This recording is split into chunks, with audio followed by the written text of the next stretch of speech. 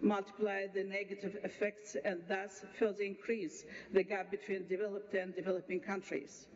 Important tools designed to deal with global challenges are Sustainable Development Goals. But without a comprehensive approach to their realization, an all-round success will be hard to achieve. It is not only about incorporating them into national development programs and strategies of any given country. It is more about unifying efforts through supporting capacity building, sharing knowledge and best practices.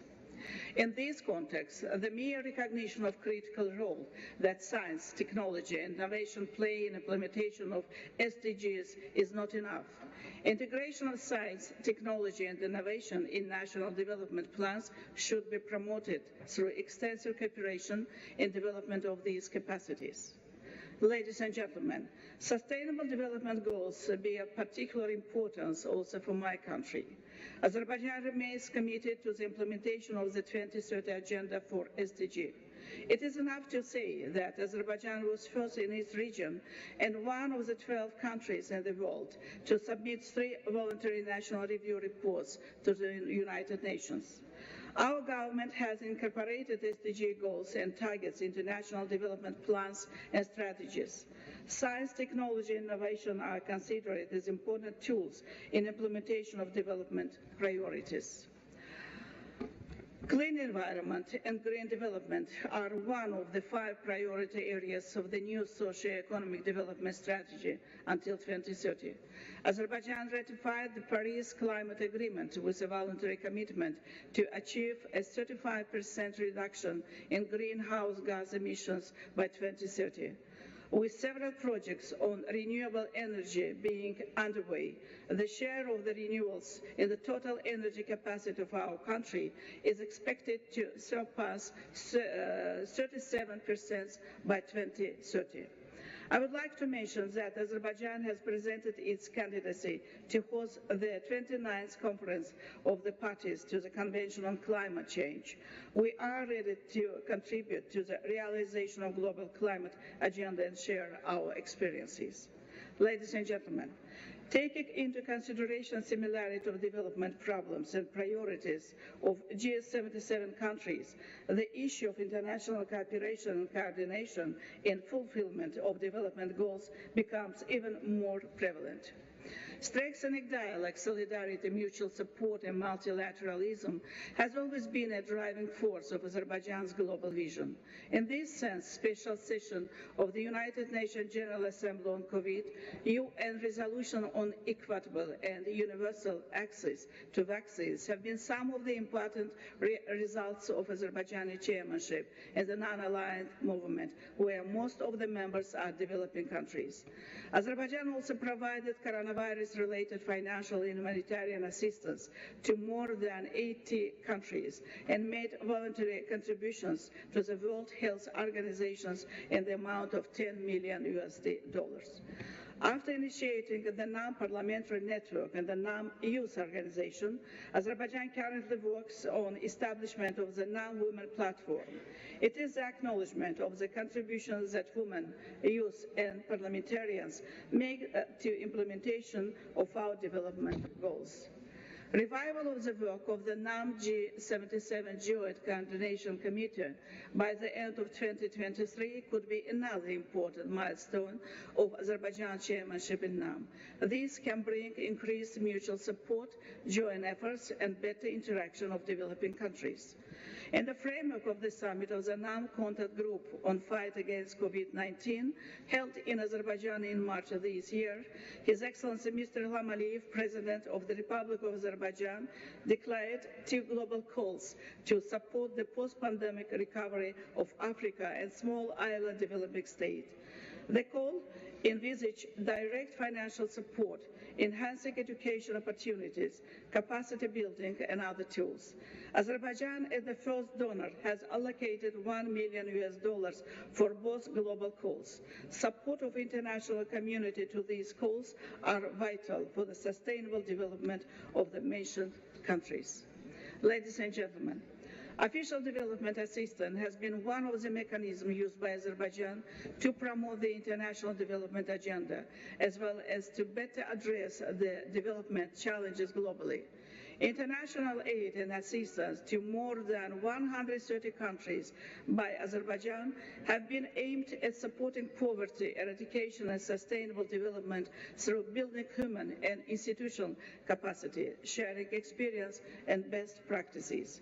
Between 2018 and 2023, Azerbaijan provided full higher education scholarships to the students from 83 countries, predominantly the member states of the Group of 77. I am pleased to inform you that through the Heydar Aliyev International Education Grant Program, established with the relevant decree of the President of Azerbaijan this July, we are aiming to continue these scholarships to the countries from the OIC, NAM, and small island developing states geographies. Excellencies, ladies and gentlemen, it is impossible to achieve sustainable development without peace and security. After liberating its territories from a 30-year-long Armenian occupation in 2020, Azerbaijan has started the large-scale restoration and reconstruction works in these territories. Now, this is one of the main directions of the development priority of Azerbaijan. Taking into consideration devastating effects of occupation, we face quite a big challenge because 8 cities and hundreds of villages, the whole infrastructure need to be built from scratch. But Azerbaijan is making great strides.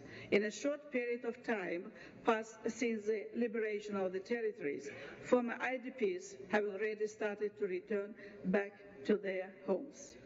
Excellencies, ladies and gentlemen, Azerbaijan has also initiated a normalization process and signing of peace agreement with Armenia based on the norms and principles of international law.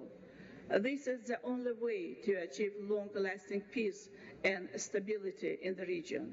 However, despite Azerbaijan's sincere approach and commitment to the process, Armenia still violates previously reached agreements and disrupts negotiation process. Military political provocations against sovereignty and territorial integrity of Azerbaijan. Armenia sustains separatism in the territories of Azerbaijan through all possible means. The recent so-called presidential elections of the illegal entity in Karabakh region of Azerbaijan was yet another clear violation of Azerbaijan's sovereignty and territorial integrity. Ladies and gentlemen, international community should raise their voices against aggressive separatism and strongly condemn such illegal activities. Separatism cannot be tolerated in today's world, striving for peace, prosperity, and sustainable development. Ladies and gentlemen, in conclusion, I would like to extend our sincere condolences to the friendly governments and people of Morocco and Libya, who wish a speedy recovery to the injured and the soonest elimination of the devastating consequences of the natural disasters in both countries. Thank you very much for your attention.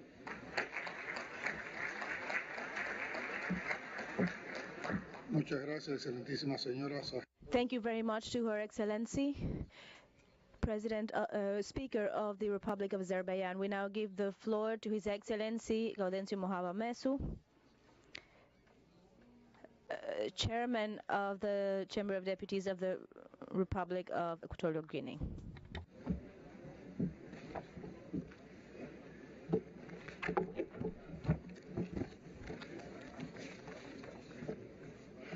Su Excelencia, Your Excellency, Miguel Díaz-Canel, President of the Republic of Cuba, Your Excellencies, Heads of State and Government and Heads of Delegations of the G77 plus China, esteemed guests, ladies and gentlemen, before I begin my presentation, as my predecessor, I would like to express the support and solidarity of the people and government of Equatorial Guinea to the Kingdom of Morocco and the government of Libya at such difficult times.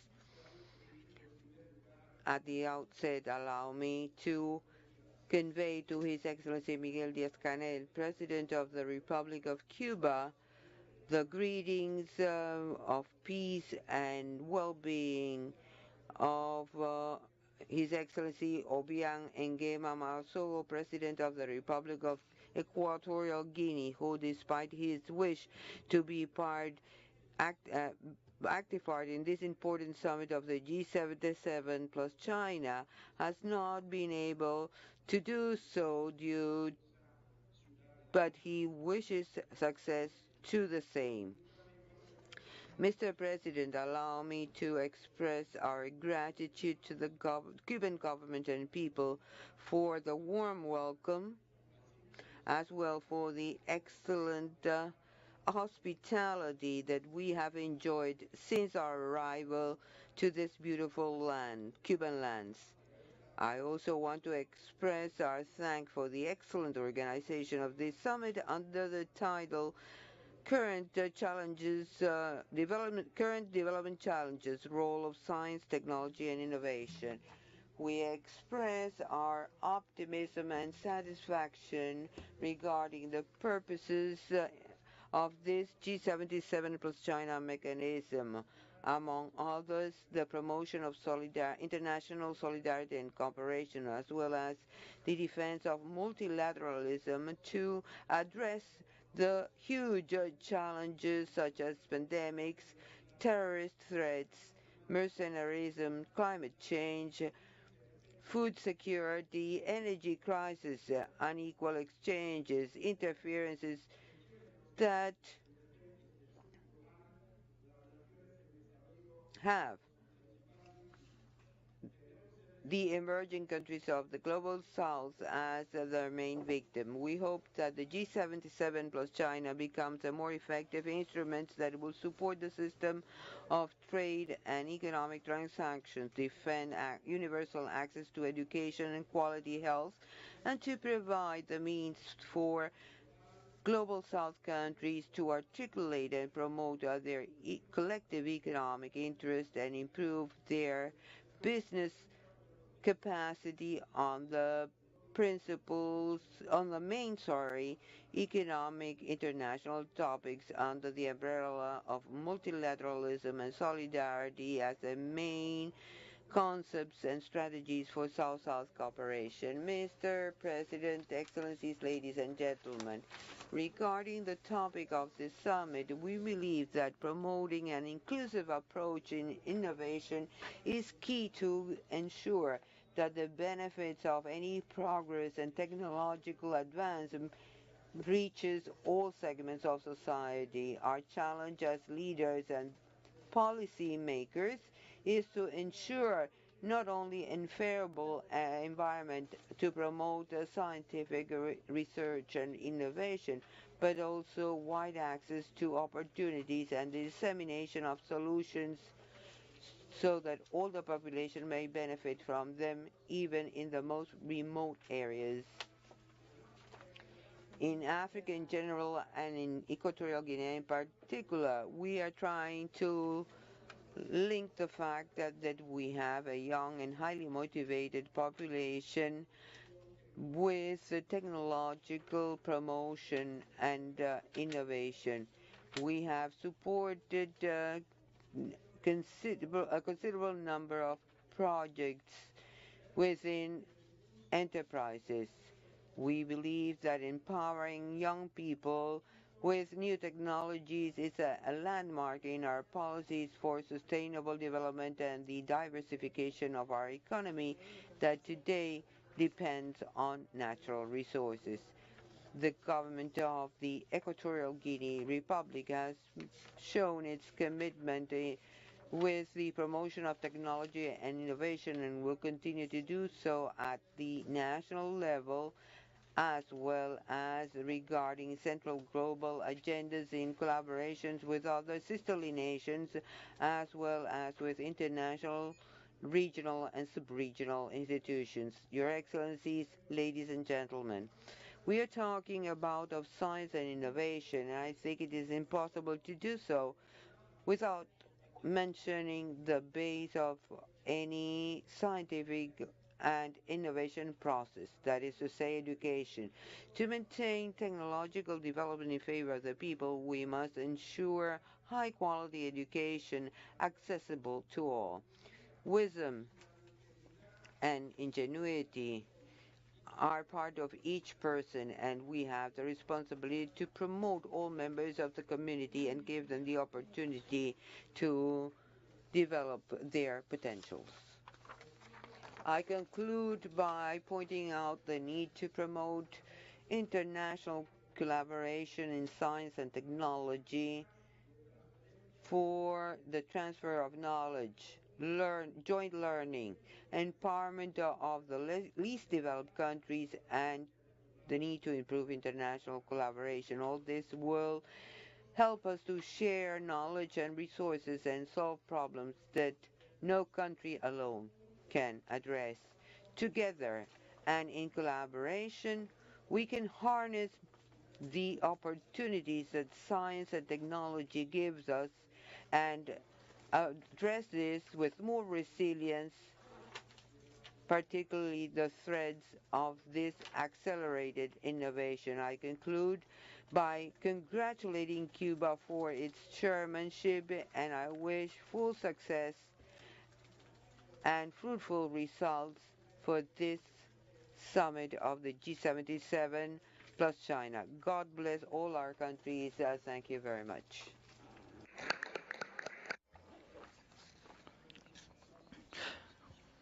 I thank His Excellency for his kind words, Speaker of the Parliament of Equatorial Guinea. And now I give the floor to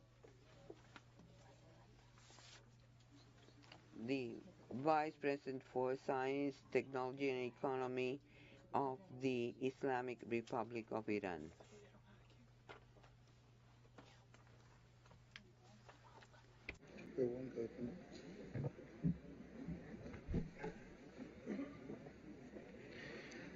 بسم الله الرحمن الرحیم.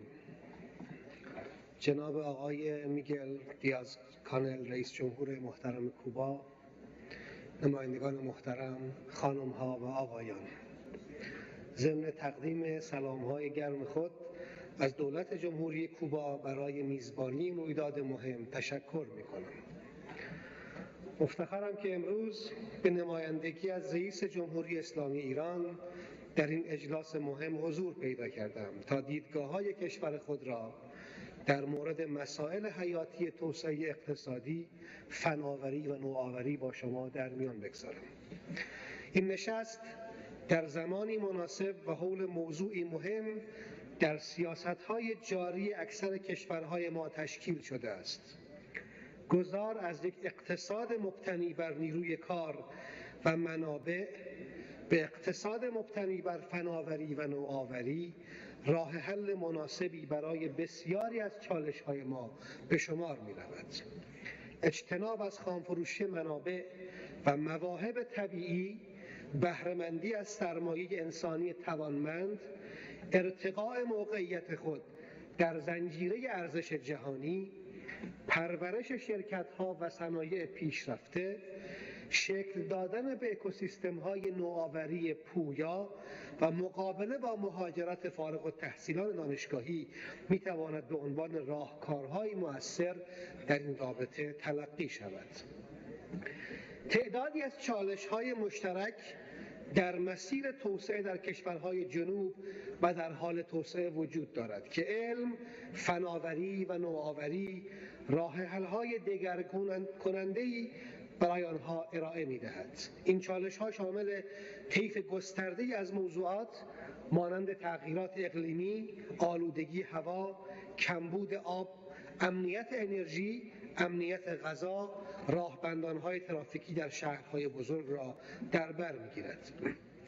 طی 2 دهه گذشته ایران فعالانه از توسعه صنایع فناوری پیشرفته و ایجاد اکوسیستم‌های نوآوری از طریق سیاست‌هایی چون ترویج و توسعه شرکت‌های دانش بنیان، تولید مبتنی بر دانش، ابلاغ قوانین حمایت از بنگاه‌های دانش بنیان و تحول تولید دانش بنیان را پشتیبانی کرده است. هدف از طراحی قوانین تحول تولید دانش بنیان، توسعه فناوری و نوآوری، در صنایع با فناوری پیشرفته، متوسط و کوچک از طریق ارائه مشوق‌ها و اعتبارات مالیاتی برای تحقیق و توسعه است. شرکت‌های دانش بنیان ایرانی امروز بیش از 400,000 شغل با کیفیت ایجاد کردند که اکثر آنها توسط فارغ التحصیلان دانشگاهی اداره می شود. امروز ایجاد شغل با کیفیت برای فارغ التحصیلان دانشگاهی و معکوس کردن مهاجرت به کشورهای توسعه یافته یک چالش در کشورهای در حال توسعه است. در حالی که در سالهای اخیر پیشرفت‌های قابل توجهی در کشور ما حاصل شده است، همچنان با مشکلاتی در این زمینه روبرو هستیم. برای پرداختن به این موضوع باید تمرکز خود را به سمت صنایع پیشرفته، شرکت‌های دانش بنیان و بخش‌های مبتنی بر نوآوری معطوف کنیم. خانم‌ها و آقایان، خامفروشی منابع طبیعی مانند نفت، گاز و سایر کالاها در کشورهای در حال توسعه چالش دیگری است. کشورهای در حال توسعه اغلب خود را در چرخه استحصال منابع بدون کسب منابع اقتصادی قابل توجه گرفتار می‌بینند. برای پایان دادن به این چرخه معیوب، کشورهای جنوب چاره‌ای جز ارتقاء موقعیت خود در زنجیره‌های ارزش جهانی ندارند. برای دستیابی به این هدف نیازمند سرمایه‌گذاری در پالایش و فناوری هستیم. به عنوان مثال، ایران برای کاهش اتکای خود به صادرات نفت خام و ارتقاء جایگاه ایران در زنجیره ارزش جهانی نفت و گاز با افزایش تولید فرآورده‌های نفتی با ارزش افزوده بالاتر پالایشگاه‌های نفت ساخته است. طرح‌های بزرگ نفت و گاز با هدف برآوردن تقاضای داخلی و توانمندسازی ایران برای صادرات بنزین و چندین محصول دیگر مبتنی بر نفت و گاز انجام می شود. اکنون اجازه بدهید توجه شما را به فرصت‌هایی که تحول دیجیتال برای رشد اقتصادی کشورهای عضو گروه 77 باز کرده است جلب کنم. اقتصاد دیجیتال این توانمندی را دارد تا موجب ارتقاء کشورها از طریق اشتغال و پیشبرد نوآوری شود. در سال 2021 اقتصاد دیجیتال نزدیک به 17% از تولید ناخالص داخلی جهانی برابر با 20 تریلیون دلار را به خود اختصاص داده است. کشورهای در حال توسعه با بکارگیری توانمندی‌های دست نخورده خود از نظر سرمایه انسانی و منابع غنی می‌توانند از ادغام فناوری‌های دیجیتال در بخش‌های اقتصادی و صنعتی بهره فراوان ببرند. نمونه‌ای از تحول اقتصاد دیجیتال در ایران شرکت‌های توسعه دهنده اپلیکیشن‌های کرایه ماشین سواری است.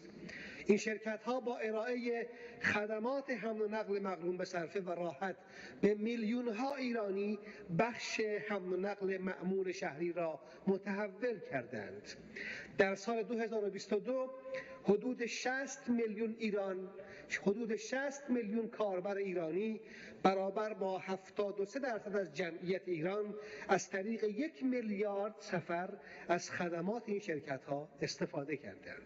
دوستان عزیز، ما در لحظه مناسب برای ایجاد پلتفرم‌ها و ابزارهای دیجیتال فراملی قرار داریم.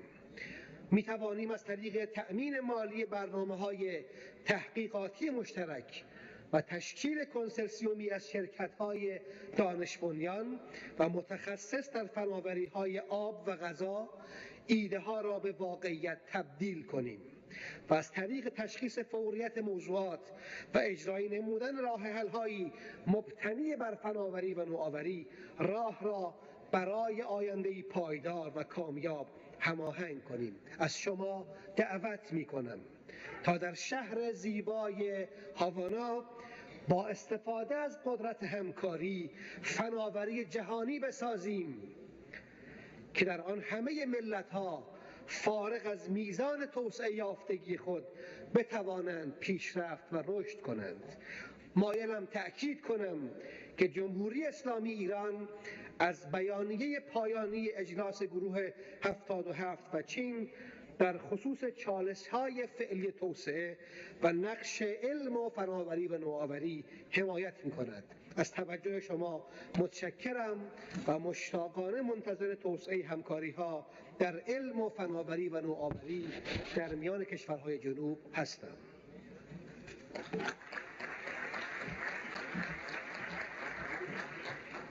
Agradezco a Su Excelencia por sus palabras. I thank His Excellency for his remarks, and I now give the floor to David Choquehuanca, Vice President of Bolivia.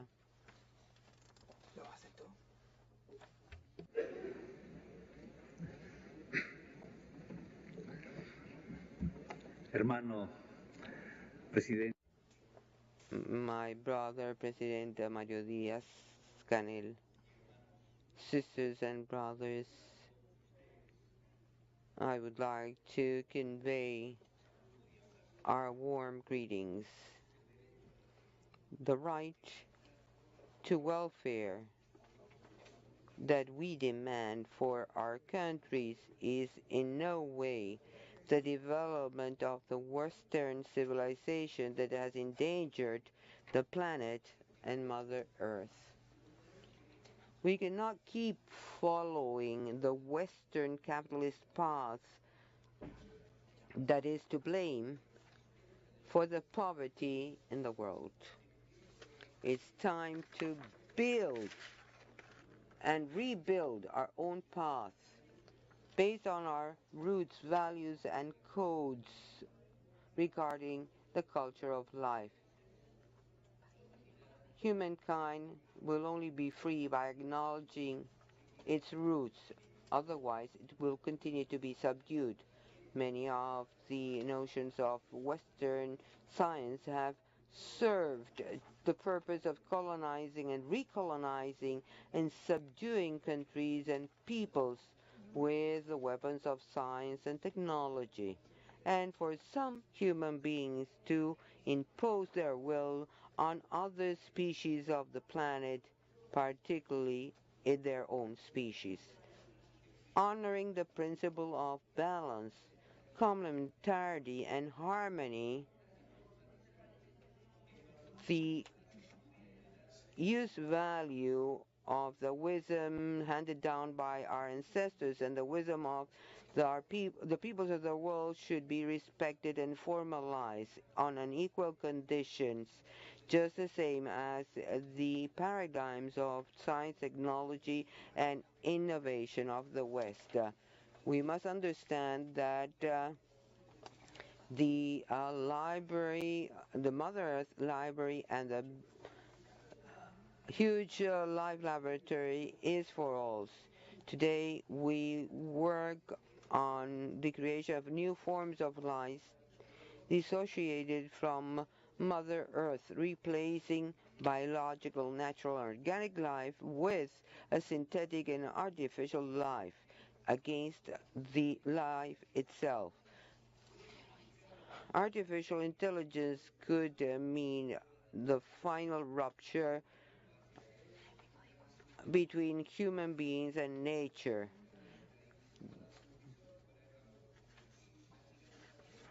The capitalist system promotes conditions to widen the digital divide and the scientific and technological gap. In the current world order, science and technology contribute to an incredibly unfair, unequal, and polarized world. We agree that we must use the best science possible for making political decisions, but it's imperative to make a critical analysis, analysis without dogmatism, and based on epistemology, ontology of the original people or native people. We must stress that modern science has replaced religion as the new dogma of our times.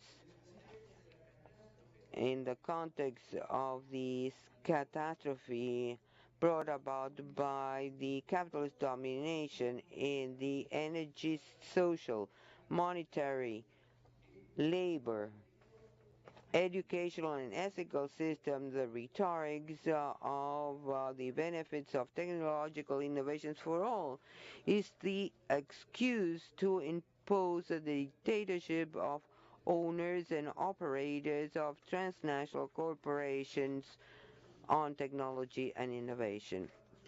Let us open our eyes, our heart, our minds. Technological transfer is part of the development myth. The proprietors of science, transnational bank, weapons industry, and transnational corporations are increasingly consolidating their control over science and technology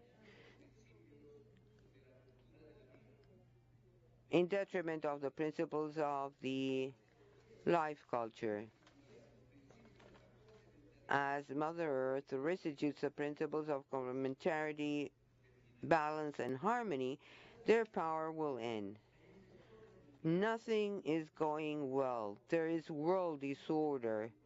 There is uncertainty in the planet. Everything has to change. The United Nations must change.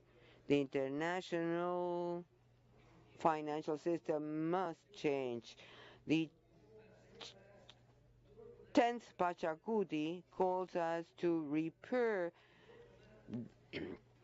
the damages that humanity has provoked and to go back to the self-sufficient life systems that we call Tiwanaku IU. This is not only a society model, it is also a true system for organizing life that takes into consideration all human beings. And we are interdependent. The time transition of the 10th Pachacuti is a time of dystopias suffered by all humankind and by Mother Earth that we understand as the time of absent Ethiopia, where death overcomes life. If disinformation prevails over information, corruption prevails over honesty, injustice is politicized, and division prevails over union. We must decolonize the current scientific world order with epistemological and systematic dialogue between modern sciences and the science of native peoples, seeking real solutions to the multiple world crises. We must go beyond the trap of the Future Summit monopolized by the anthropocentric paradigm, and we must hold an assembly of the Mother Earth, putting the rights of Mother Earth at the center. We must promote a digital covenant, scientific and technological, with a proposal of open science, with no privatization nor commodification of science, technology, and digital transformation. We must build a new horizon for humankind from or promoted by the Group of 77 plus China. The outcomes of the G77 summit held in Bolivia in 2014 states that from the south of our countries we must build a new world order with social justice for the welfare of our people. Long live our peoples. That energy that never dies and belongs to all of us cannot be given away. Long live peoples throughout the world. Long live Cuba. Excelentísimo. I thank Your Excellency, Mr. David Choquehuanca, Vice President of the Plurinational State of Bolivia, and we now give the floor to Hossein Ali Binjing, the President of Zanzibar.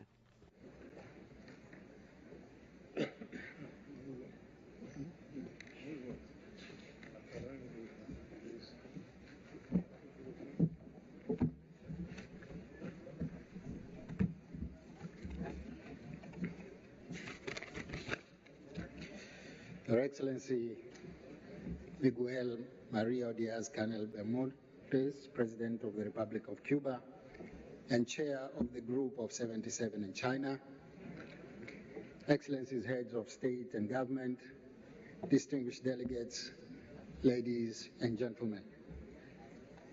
Tanzania would like to add its voice to those who spoke before us in conveying our deepest condolences and solidarity to the governments and people of Libya and Morocco for the loss of lives and property following the catastrophic natural disasters of flooding and earthquake that have afflicted their countries.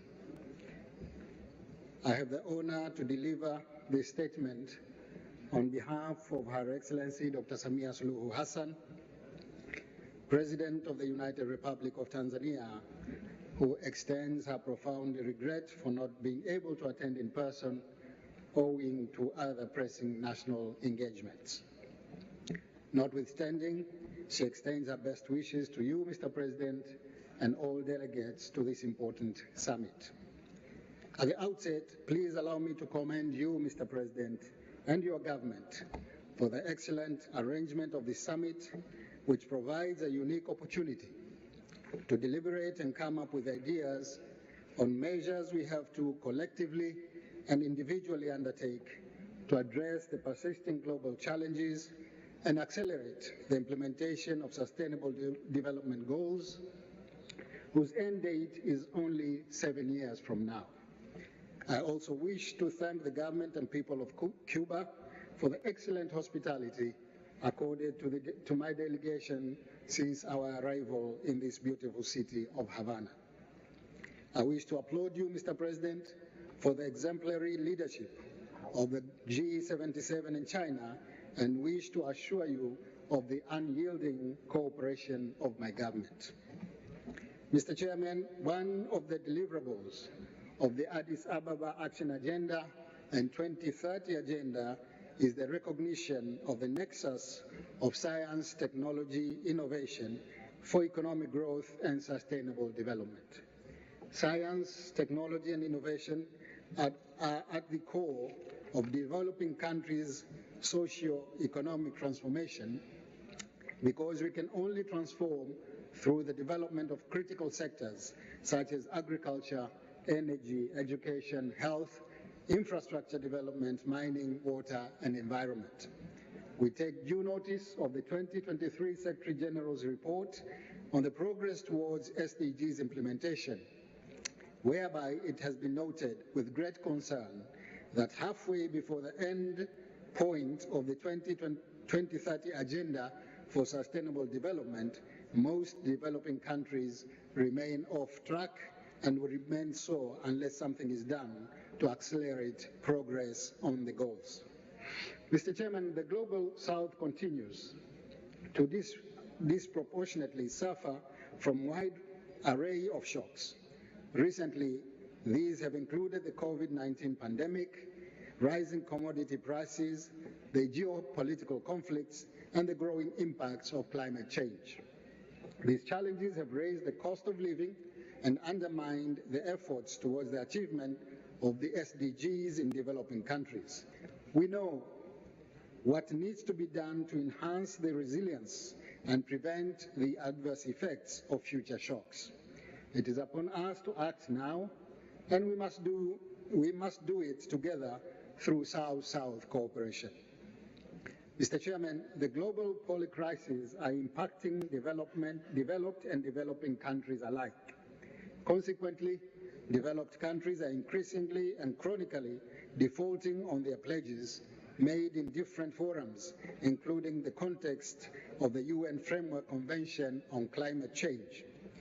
In the face of unfulfilled promises, the G77 and China must act and do so decisively. We have a unique opportunity to employ South-South cooperation to lift each other from strangling challenges. Let's take advantage of the diversity of our group and the different abilities and capabilities of its members to lift and inspire each other. Let's establish South-South bilateral and regional partnership to shape science, technology, and innovation development in our countries. Mr. Chairman, we must realize that meeting the SDG goals by 2030 requires urgent action on a number of fronts. This was self-evident before the pandemic and has become more so after it struck. Harnessing and maximizing the full potential of science, technology, and innovation can facilitate and accelerate such actions. Technologies such as carbon capture and storage, affordable access to clean water, manufacturing processes that give rise to minimum waste and pollution are all essential for a sustainable and better world. In fact, new technologies hold the promise of the future, from climate action to better health and more inclusive and democratic societies. The combination of science and technology in a renewed multilateral cooperation framework can help us combat the threats of climate change, biodiversity loss, pandemics, and address global challenges. Today, more than ever, we need science, technology, and innovation initiatives that are inclusive and sustainable, initiatives that will help our group towards recovery and growth in attaining the Sustainable Development Goals. Mr. Chairman, along with the commitments we put in our declaration, which will be adopted at the end of this summit, allow me to point out a few additional points of importance for our group in promoting science, technology, and innovation for sustainable development. First, we have to formulate inclusive policies and programs in collaboration with multi-stakeholder and adopt a whole-of-society approach in promoting the same. Financial, technical, and technological assistance should be extended at the grassroots level as science, technology, and innovation hastens socioeconomic development in all levels from national, regional, to local levels. Secondly, we need to realize the potential to build technological capabilities to our people and facilitate access to knowledge available in the developed world. Third, we need to close the digital divide that exists between ourselves. Recent developments in frontier technologies, including artificial intelligence, robotics, and biotechnology, have shown tremendous potential for sustainable development. Yet, paradoxically, they have also increased inequalities by exacerbating and creating new digital divides between the technology's haves and have-nots.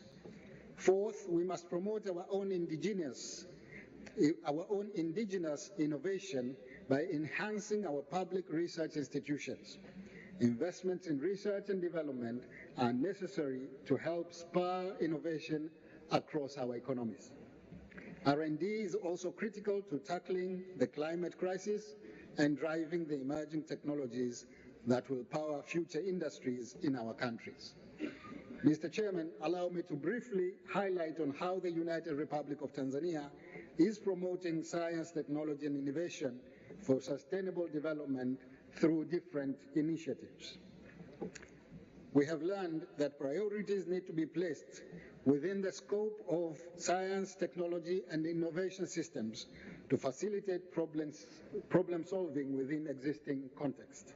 Thus, our policies focus on solving societal problems and fostering scalable innovations. Tanzania can do this well since it is one of the countries that have more than 85% of technology penetration in terms of telecommunications. The greatest uptake of information technologies in Tanzania is seen among the younger population, those aged below 30 years of age that form the bulk of the population. This population also forms the bulk of innovators. Some of the initiatives that were aimed at developing science, technology, and innovation include the following. First, the setting aside a special fund called National Fund for Advancement of Technology, which support grassroots innovators and other innovation programs, which include hubs, incubators, accelerators, and clusters across the country. Grassroots innovators receive support through financing, incubation, linkages, coaching, and mentorship. At least 254 grassroots innovators have been supported for the past 4 years. Second, the presence of programs that strengthen innovation ecosystem through establishment of innovation hubs and related support programs that are streamlined within the context of a mother hub.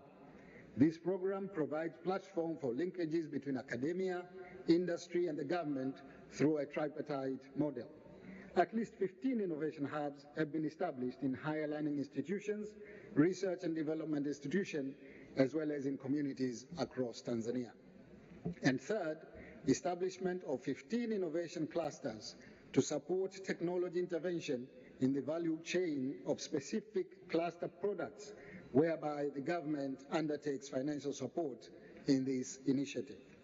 In conclusion, Mr. Chairman, Excellencies, distinguished delegates, ladies and gentlemen, let me reassure you that Tanzania will remain committed to working closely with the Group of 77 and China and its member states in the spirit of global solidarity towards a sustainable future. I thank you for your attention.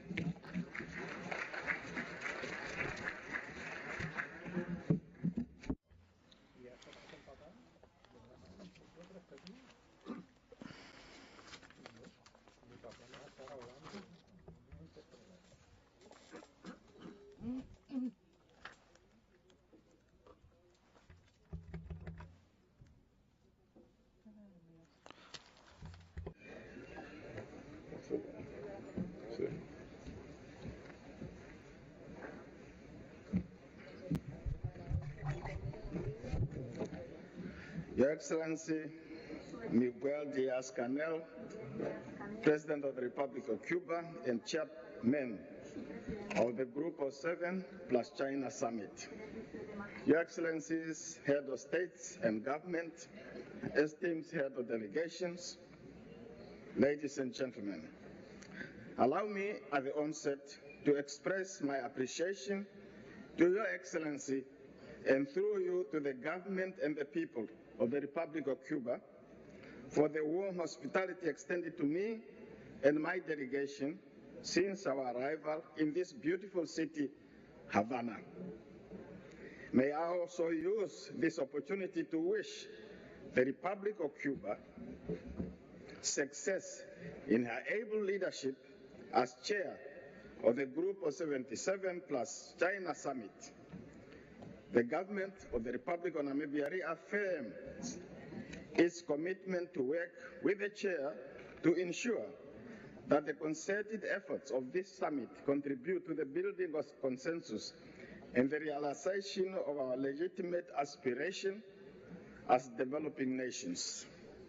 Namibia reiterates the need for continued unity of the Group of 77 plus China in the spirit of multilateralism in order to overcome the emerging challenges of the contemporary world. Science, technology, and innovation are key enablers to realize the 2030 Agenda, its 17 Sustainable Development Goals, and the full implementation of the Addis Ababa Action Agenda.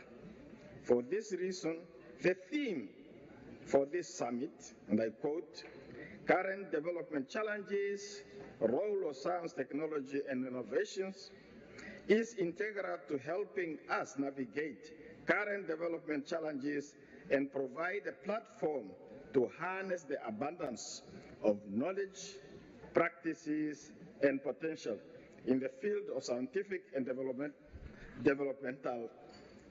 technological development. In this context, Namibia concurs with the rest of the developing nations and recognizes that there is a need to invest more in science, technology, and innovation, as these offer an opportunity to promote and foster the development and application of science, technology, and innovation in all spheres of our society to advance socio-economic development. The government of the Republic of Namibia recognizes that science, technology, and innovation are key to economic growth and inclusive, sustainable development. Particularly, science and technology and innovation is a strategic imperative for national development and for the attainment of the national development aspirations, as spelled out in our Namibia's Vision 2030, the National Development Plans, and the Harambee Prosperity Plan.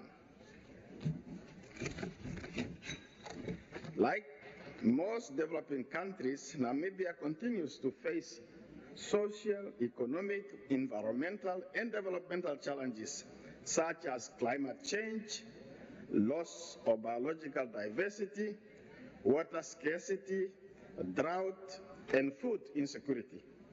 To address these challenges requires scientific evidence and technical know-how.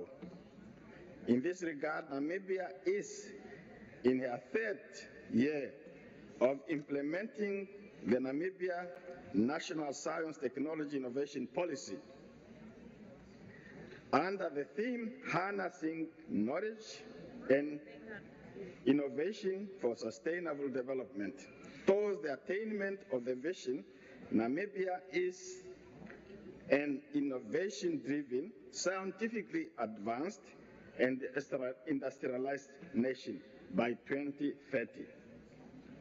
Likewise, Namibia is also concerned and at the same time optimistic about the advance of artificial intelligence and the fourth industrial revolution. Our President, Dr. Hage Godfrey Geingob, appointed a task force on the fourth industrial revolution and commissioned a comprehensive fourth industrial revolution assessment. The recommendation of this report ties in well with the theme of the Havana Declaration, which we will use to inform our sixth National Development Plan and aspiration of Vision 2030. And I'm pleased to say that the chairperson of that task force is present here as part of the Namibian delegation.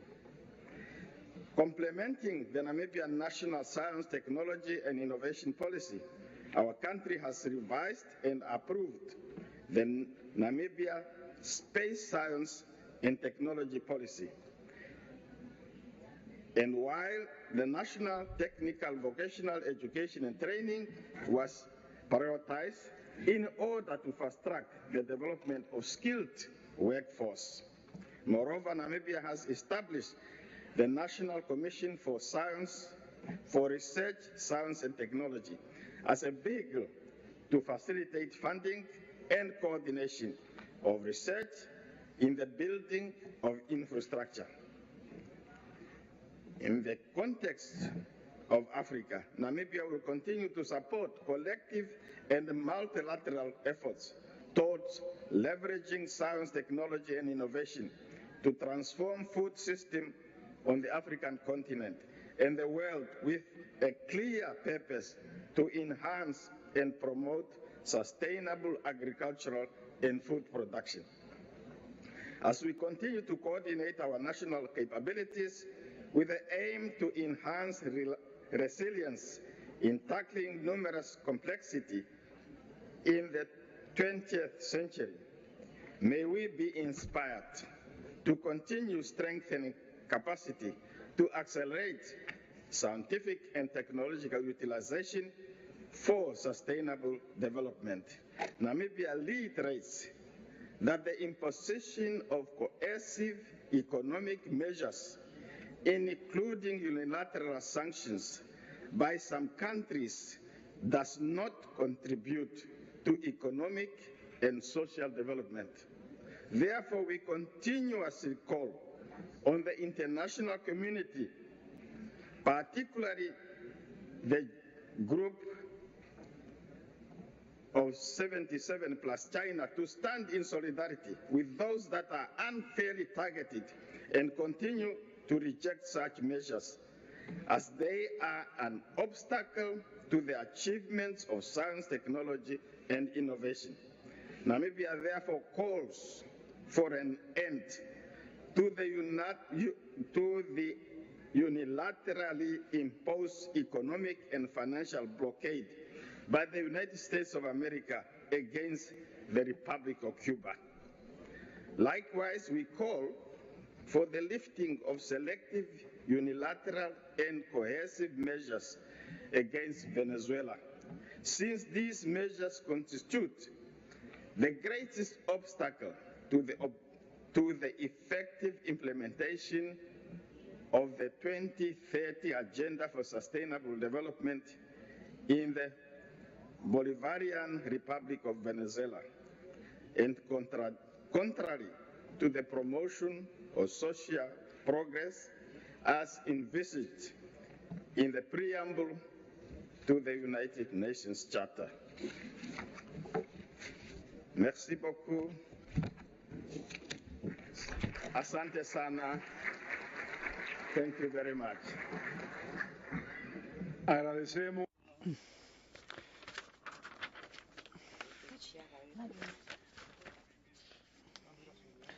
We thank His Excellency Mr. Nangolo Mabumba, Vice President of the Republic of Namibia. And now we give the floor to His Excellency Mr. Tran Hon Va, Deputy Prime Minister of the Socialist Republic of Vietnam.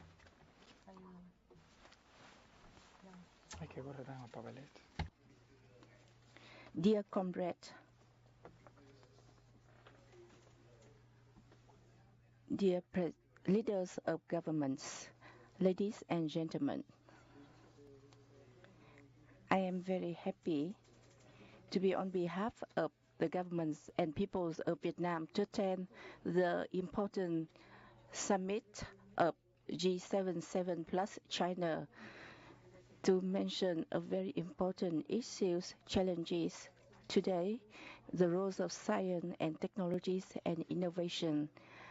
Vietnam would like to congratulate and highly appreciate contribution, very responsible contributions of Cuba as the chairman of G77 and China. We appreciate efforts of Cuba to get people from 2/3 of the world and 80% of the world population to Havana to exchange ideas about the urgent issues.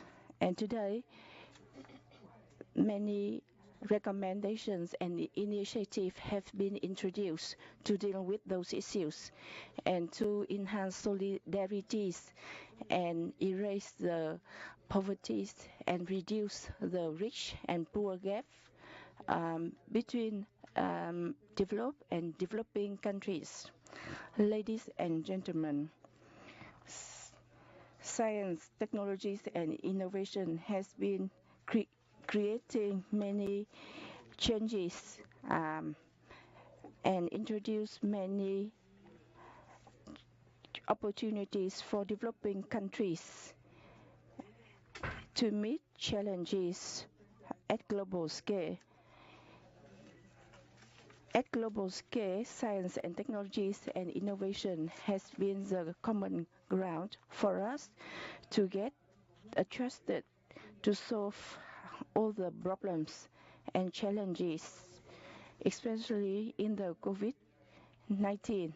And we have learned many lessons from those challenges that today there's no safe war, no epidemic if any country has been with this, we cannot reach the global objective if we don't work together to reach the net zero objective in those coming years. And the keys in the fight against COVID-19 is vaccine. And vaccine is the product, the result of science and technologies. And in the fight against pandemic, it is also the technological products to introduce or to produce the green economy. Ladies and gentlemen, in those challenges with experiences from Vietnam, we would like to share some orientation, the focal points that Vietnam experienced and many leaders also share.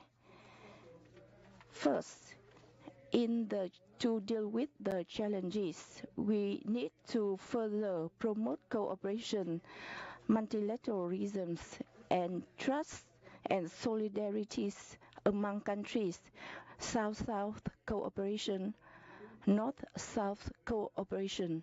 I would like to suggest that instead of embargoes, we need to enforce cooperation, solidarity to deal with global challenges. Second, it is important to deal with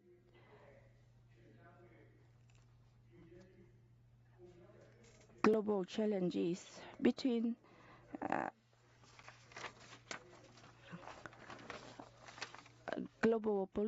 between ethical and property rights. And it is important for us, to emphasize the questions of ethical values to deal with global issues. Third, within the framework of North-South cooperation, it is important to enhance the capital cooperation and ethical values and property rights, and helping those poor countries within the South and South cooperation, science and technologies should be enforced to further cooperate, especially between G77 and China. And G77 and China need to create a closer mechanisms. The mechanism that I would like to introduce here is the mechanisms in science and technology research and sharing. And it is important to enforce human resource capacity, and in which the young should be the focus. China should share the experience for science and technologies and science among scientists, governments and business, and also the youth in those cooperation.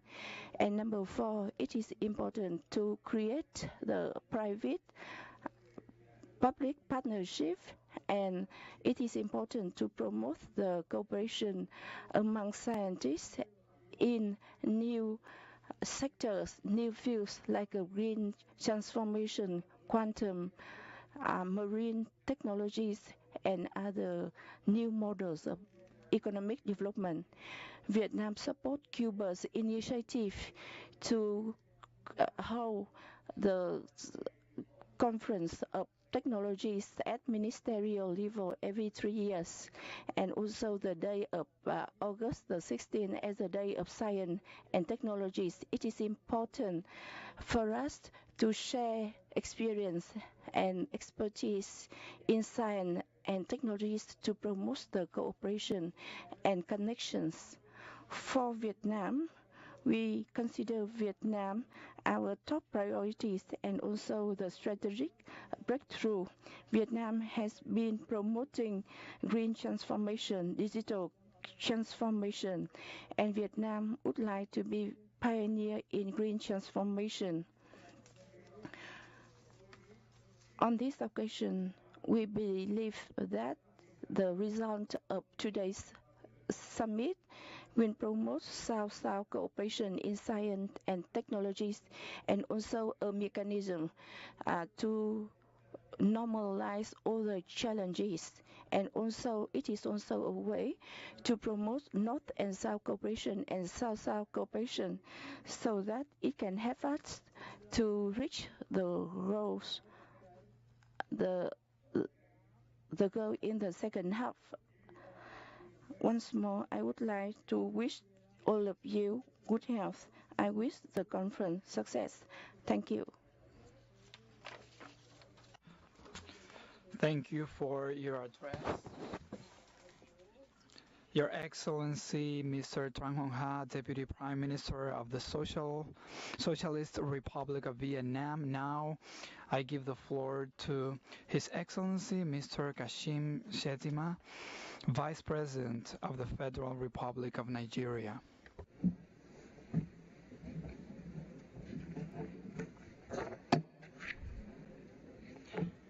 Your Excellency, Miguel Diaz-Canel, President of the Republic of Cuba and Chair of the G77 plus China Leaders Summit, Your Excellencies, Heads of State and Government, Heads of Delegation, distinguished ladies and gentlemen, I am deeply honored to address this distinguished assembly today. This gathering is a testament to the urgency imposed upon us by the rapid pace at which our world continues to evolve in the realms of science and technology. Each one of us here, in our own peculiar way, has invested in partnering to make the world a better place and in building a civilization that caters to our scientific and technological needs. At the outset, allow me to extend, on behalf of His Excellency President Bola Ahmed Tinubu, GCFR, the President of the Federal Republic of Nigeria, our heartfelt commendation to the government and the gracious people of the Republic of Cuba for their exceptional stewardship in hosting this momentous summit of leaders of the G77 plus China. Furthermore, I wish to express our sincere gratitude for the warm embrace and generous hospitality that has embraced our delegation since our arrival in this historically significant city of Havana. In alignment with other earlier speakers, I wish to join other nations in sending our sympathy and condolences to the peoples of Morocco and Libya over the tragedy that had befallen their two great nations. Your Excellencies, throughout history, science and technology have shaped the course of nations. The paces of the Industrial Revolution, from the pace to the fourth, and from mechanization to automation, have determined the prosperity of those nations. Yet it is crucial to acknowledge that the developing world found itself at a disadvantage in the earliest phases of these transformations, struggling to compete fairly as these revolutions swept across the globe. Today, in the 21st century, the rules of the world have evolved. We find ourselves in an era where access to information, knowledge, and technology knows no boundaries. This democratization of knowledge has leveled the playing field, and the task before us is to ensure that the advantages are accessible to all, regardless of their geographical location or economic standing. Nigeria's demographic advantage is not limited to the absence of an aging population.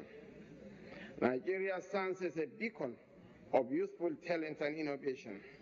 These young citizens are not only dedicated to integrating human elements into the evolving technological sphere, but their efforts also expand to diverse fields, ranging from telemedicine to the automation of agriculture, all with the aim of making our daily lives more seamless. Today, we are here to contextualize solutions and prospects in various sectors, ranging from biodiversity to space technology, through innovation and align them with our aspirations. The stakes are high. If we fail to act now, the prevailing trend could imperil our attainment of the Sustainable Development Goals. We must always remember that cooperation is our compass and the most realistic path towards maximizing the opportunities before us. Your Excellencies, in just about 2 decades of liberalization of the telecommunications sector in Nigeria, the country has grown to become Africa's largest ICT hub. The series of reforms haven't only paved the way for advanced connectivity technology, but has also made Nigeria the home to 5 of the only 7 unicorns in Africa. Unicorns that have become global enterprises and expanding. This is the relationship we intend to explore in partnering to rethink and resize the way we do things. Your Excellencies, in Nigeria, we have come to understand that the key to advancing innovation in science and technology lies in fostering a vibrant knowledge economy and facilitating the unrestricted exchange of ideas. Across the globe, one will be hard-pressed to identify a premier institution, even within the most developed nations, where a Nigerian trained at home is not contributing significantly, whether as a tech innovator or a medical specialist, in the noble pursuit of improving the human condition. Therefore, we earnestly seek collaboration to harness the synergy of this collective knowledge, enabling us to forge ahead in the creation of cutting-edge technologies and pioneering scientific breakthroughs. We recognize our place as a part of the global community and believe that our progress is intertwined with the progress of others. So we must work together to create a world where all nations, regardless of their past disadvantages, can compete on a level playing field and even be a source of novel ideas and innovative technology. This summit, therefore, shouldn't be just a moment in time. It is rather a dawn of something new.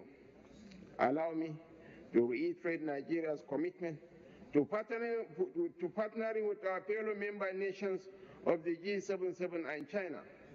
We shall champion initiatives that harness the potential of science, technology, and innovation to compound economic challenges, particularly within the global south.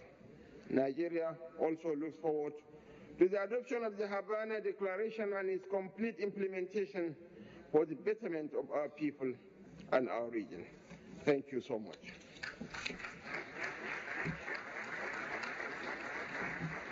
Muchas gracias, Excelencia. Thank you very much, Your Excellency. We're going to make some alterations in the order of speakers because we have 3 delegations that have to leave, and so we ask for your understanding. I give the floor to Her Excellency Retno Marsudi, Minister of Foreign Affairs of Indonesia.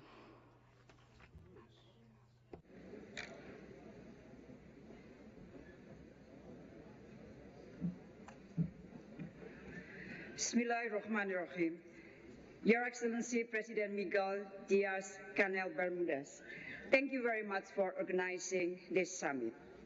Excellencies, last year, Indonesia presided over the G20. This year, Indonesia chairs ASEAN. For sure, these are not easy responsibilities. Thanks God, Indonesia was able to build bridges among deep and wide differences, especially among the big powers.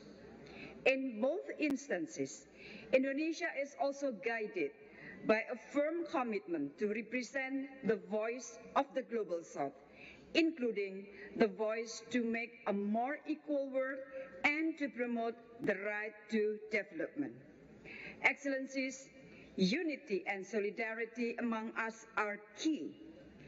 The Bandung spirit becomes more relevant nowadays. Colleagues, we are living from one crisis to the next. In any crisis, we in the Global South are the ones most affected, from food to energy insecurity, from debt burden to an absolute and unjust international order. Representing 80% of the global population, we need to rectify this situation. We must put the global agenda and the global order back on track. Allow me to suggest 3 bold actions. First, reinvigorating the spirit of multilateralism. The G77 must become a moral compass for multilateralism, solidarity, and partnership.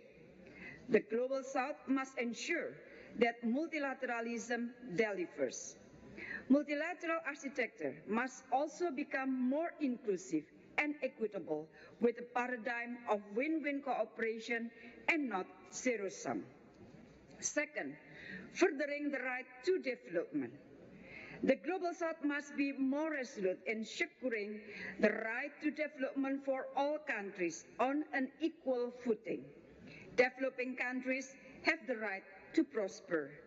To this end, we must be players in the global supply chain through the development of downstream industries and value-added commodities. Only then can we narrow the development gap and prosper together. This is where science, technology, and innovation, STI, play a pivotal role. Unfortunately, in the current global order, only a few countries have the upper hand on STI, while leaving the rest at the mercy of the few. We must strive for an enabling global environment to promote concrete and inclusive cooperation on STI that will allow developing countries to have equal access to STI. Third, strengthening South-South and triangular cooperation to support cooperation including on STI. Indonesia stands ready to contribute, including through the Non-Aligned Movement Center for South-South Cooperation and Indonesia Agency for International Development, or Indonesian Aid. I thank you very much, sir. Muchas gracias. Thank you very much, Her Excellency. I will now give the floor to Her Excellency Jessica Lupo, Vice President of the Republic of Uganda.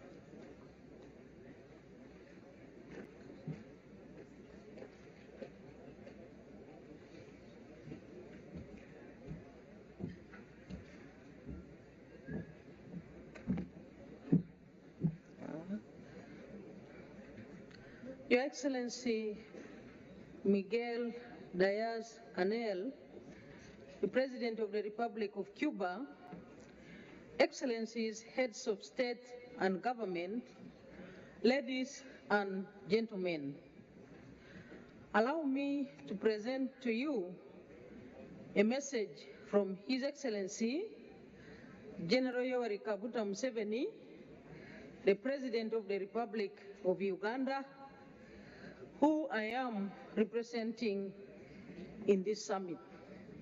And his message reads as follows. Greetings to Your Excellencies from the people of Uganda. I have sent the Vice President, Her Excellency Jessica Alupo, Major Retired, to represent us. First of all, I salute the heroic role of the Cuban people and the party in the anti-imperialist struggle, especially your role in Angola. We also thank the Cuban government for sending doctors that helped us to start the now famous Mbarara University of Science and Technology. Coming to the theme of the conference in Havana of the importance of science, technology, and innovation to the developing countries. Our party, the NRM, has been for a long time educating Ugandans about that issue. We tell them that man from the beginning was uniquely designed to be a science discoverer. Why? It is on the account of the three characteristics of man as Homo sapien. These are a hand that can hold tools and do work, a superior brain with many convolutions of the cortex and bipedalism, ability to walk on two legs and therefore liberating the head to think and the eyes to see far. I told the BRICS conference recently that is how the landmark historic scientific discoveries were made. The invention of fire, domestication of crops, domestication of livestock, the invention of the gun and gunpowder, the invention of the steam engine and water pump, the railway, electricity, the telephone, the aircraft, the internal combustion engine, the nuclear energy, automation, etc. Science is man understanding the laws of nature, gravity, magnetism, pressure, etc., and using them to either do good or evil. When scientific laws are understood and used by parasitic people, they are used for evil. This is what happened with the invention of iron and gunpowder. However, many scientific laws are also used for doing good for man. The water pump, the steam locomotive engine, electricity, etc., did a lot of good. Not to forget the role of vaccines, microscopy, antibiotics, etc. The growth of the human race in numbers from 1 billion in 1800 AD to today's 8.1 billion is due to the advance of science that reduced human mortality. It is therefore suicidal for any country to lag behind in science and technology. The phenomena of slave trade, colonialism, neocolonialism, etc., were all due to Africa lagging behind in science and technology. A mistake reinforced by other weaknesses, including sectarianism, poor organization, etc. Therefore, Uganda is not about to repeat that mistake. That's why we emphasize science education, and our government supports many scientific innovations by our scientists. For example, banana starch and cameo, the indigenous milk culture for fermenting milk, the anti-corona, antiviral, Covidex, the fabrication of electric cars, etc., etc. When there are scientific innovations leading to the manufacturing of projects, offtake becomes crucial. Without offtake, the product will die away. That's why in Africa, we have prioritized regional integration to widen the market for products and services. In Uganda, we are lucky. We have almost everything, such as an educated population with considerable number of scientists, raw materials, agriculture, minerals, marine and forest raw materials. However, taking advantage of the science through manufacturing needs good and affordable infrastructure like the railway, electricity, roads, the research institutions, the telephones, etc. Therefore, Uganda, we see these four factors as being crucial for the advancement of science, technology, and innovation. These four factors are uneducated population, raw materials to be used, infrastructure, and a market for offtake. We are ready to cooperate with all friendly countries in developing science, technology, and innovation. I thank everybody. Signed, Yoweri Kaguta Museveni, President of the Republic of Uganda, 15th September 2023. I thank you for your kind attention. Muchas gracias. Thank you very much, Your Excellency, for your speech. We now give the floor to His Excellency Mr. Seybaring Jamagbing Hanuk Al Busaidi, Minister of Foreign Affairs of the Sultanate of Oman.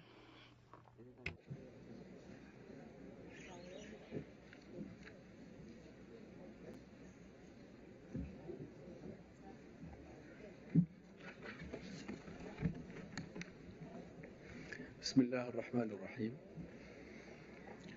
فخامة الرئيس ميغيل دياز كانيل، أصحاب الفخر.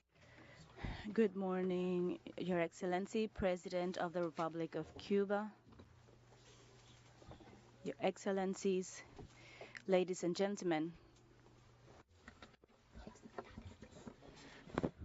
We convey to you the greetings of Sultan Haytham bin Tariq, the Sultan of Oman, and his warm greetings and wishes for this summit for success. We would like also to express our greetings and congratulations for the Republic of Cuba, our friend country, on the occasion of its chairmanship of the Group of 77 plus China, thanking its hosting of this summit. We would remiss not to commend the friendly country of Pakistan on its ceaseless efforts during the preceding chairmanship of the group. We also welcome the participation of the delegation of the China, commending the ties, the profound ties with China, as well as the role that this group plays in promoting development in many, in different regions of the world. The Sultanate of Oman is tirelessly working in the fields of technology, science, and innovation with a view to promote its development strategy. We continuously work on boosting our digital economy, diversifying their sources of income, as well as sustaining a good rate of prosperity and development. Here, we consider that the massive progress that was achieved in the field of artificial intelligence represents a pivotal opportunity that paves the way for other opportunities in improving and making improvements in economy. And in order to achieve that, we are required to foster international cooperation that includes the exchange of knowledge, technology, and set frameworks in order to utilize artificial intelligence in a responsible and sustainable fashion. We also need to strengthen the institutions and its infrastructure in all its types and kinds.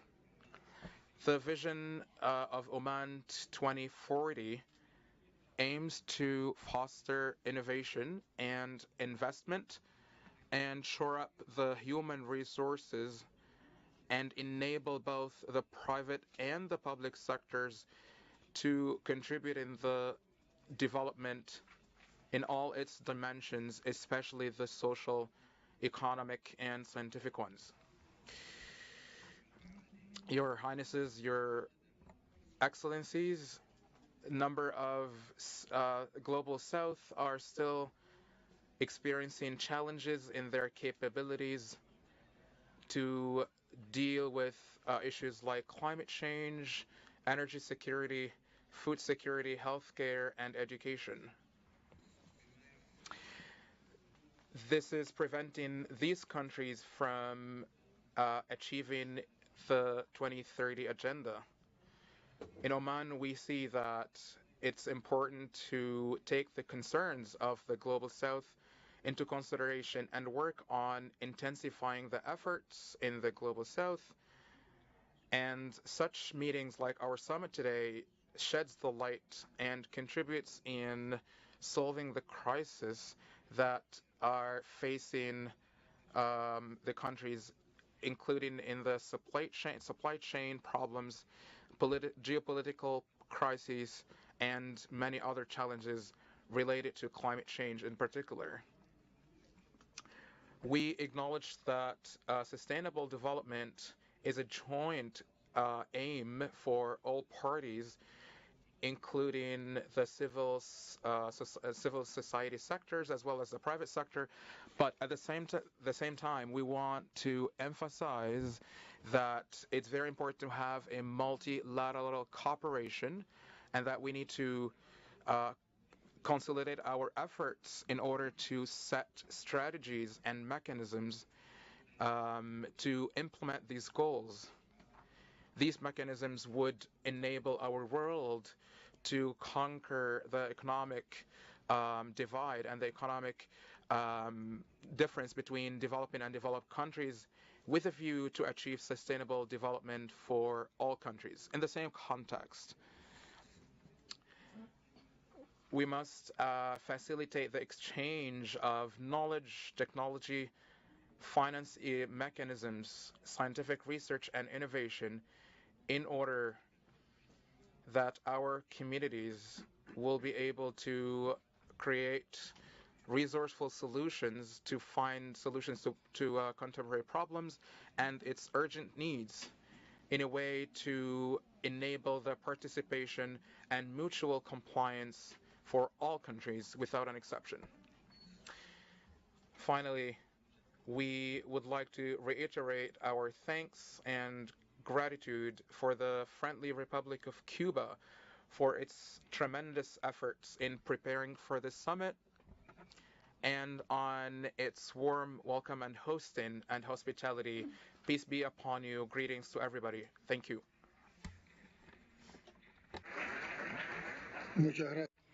Thank you very much, Your Excellency. We will now give the floor to His Excellency Dr. Narong,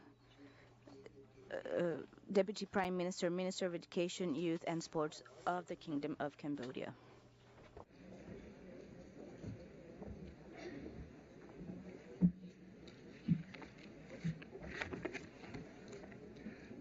Your Excellency Miguel Diaz-Canel Bermudez, President of the Republic of Cuba and Chair of G77 in China. Your Excellencies, Head of State and Government, distinguished delegates, ladies and gentlemen. I am very pleased to represent and speak on behalf of Samdech Thipadi Hun Manet, Prime Minister of the Royal Government of Cambodia, at this very important meeting. I would like to express our gratitude to the government and the people of Cuba for the hospitality extended to our delegation and excellent arrangements for the summit. Cambodia expresses solidarity with the people of Cuba. I would like also to express our condolences to the people of Morocco and Libya during this difficult time. We are meeting here on a very appropriate occasion to discuss an overarching subject of immediate importance to all of us. 8 years have passed since the United Nations adopted the Sustainable Development Goals as a universal call to action to end poverty, protect the planet, and to ensure that by 2030, all people enjoy peace and prosperity. However, it is also clear that the unprecedented impact of COVID-19 pandemic and the current fragile geopolitical environment continues to present challenges for attaining SDG. Cambodia has definitely turned a corner of history and emerged into a new dawn of the 21st century. Like many developing nations, Cambodia is at a critical juncture of its development journey. After 2 decades of peaceful development, the country experienced an average annual growth rate of 7%, slashing poverty rate from 50% in 2005 to 9% in 2019, moving from least developed to lower middle income country. After the July 2023 elections, the new royal government of Cambodia, under the leadership of Samdech Thimpadi Hun-Manet, adopted a 5-pronged strategy for sustainable growth and identified science, technology, and innovation as a pivotal driver to diversify the economy and accelerate structural transformations, transform education, and enhance the well-being of our citizens, mitigate the impact of climate change, and to promote renewable energy, improve the quality of public services and strengthen governance, further reduce poverty, and provide social safety nets. To achieve the above goal, education must be transformed by promoting university-business linkages to develop joint projects and research, updating curricula to address the changing nature of the workplace, and developing 21st century skills, especially invest in science and technology. Mr. President, Excellencies, ladies and gentlemen, never before in the world history that mankind has built up the potential and capacities in science and technology to create such enormous wealth and provide the welfare. However, the world has also never seen before such disparity and inequality. Technological and scientific revolution which shortened the distance and made this world smaller through the development of the state-of-the-art transportation and telecommunication, artificial intelligence, and the fourth industrial revolution coexist with the increasing gaps between wealth and poverty, as well as between development and underdevelopment. Moreover, the development challenges are exacerbated by climate change, geopolitical tensions, and the environmental degradation. Climate change poses a serious threat to human well-being and environmental sustainability, and has the potential to disrupt multilateral trade and exchange. In conclusion, the challenges we are facing are enormous, but our determination and commitment are also strong to address them. I am convinced that given the vision and commitment of Group 77 in China for the future of mankind, we need only to trust our collective knowledge and put more efforts to promote strong cooperation between countries in the Global South within the context of multilateralism. Let us harness the power of science, technology, and innovation to build a prosperous, inclusive, resilient, and sustainable future for mankind. Together, we can create a world where knowledge and progress are shared. My Prime Minister, Samdech Thimpadi Hun-Manet, has stressed that we should not let no one and no place behind. Science, technology, and innovation should benefit our people. Therefore, we must strengthen solidarity and partnership among members of Group 77 in China and beyond to ensure that science, technology, and innovation benefit all mankind. I wish you all very success in your deliberation here. Thank you for your attention. Viva Cuba! Thank you. Muchas gracias, Excelencia. We thank Your Excellency, and now I give the floor to His Excellency Demetrio Mikoni, Deputy Prime Minister and Minister of Foreign Affairs of the Federal Republic, Democratic Federal Republic of Ethiopia.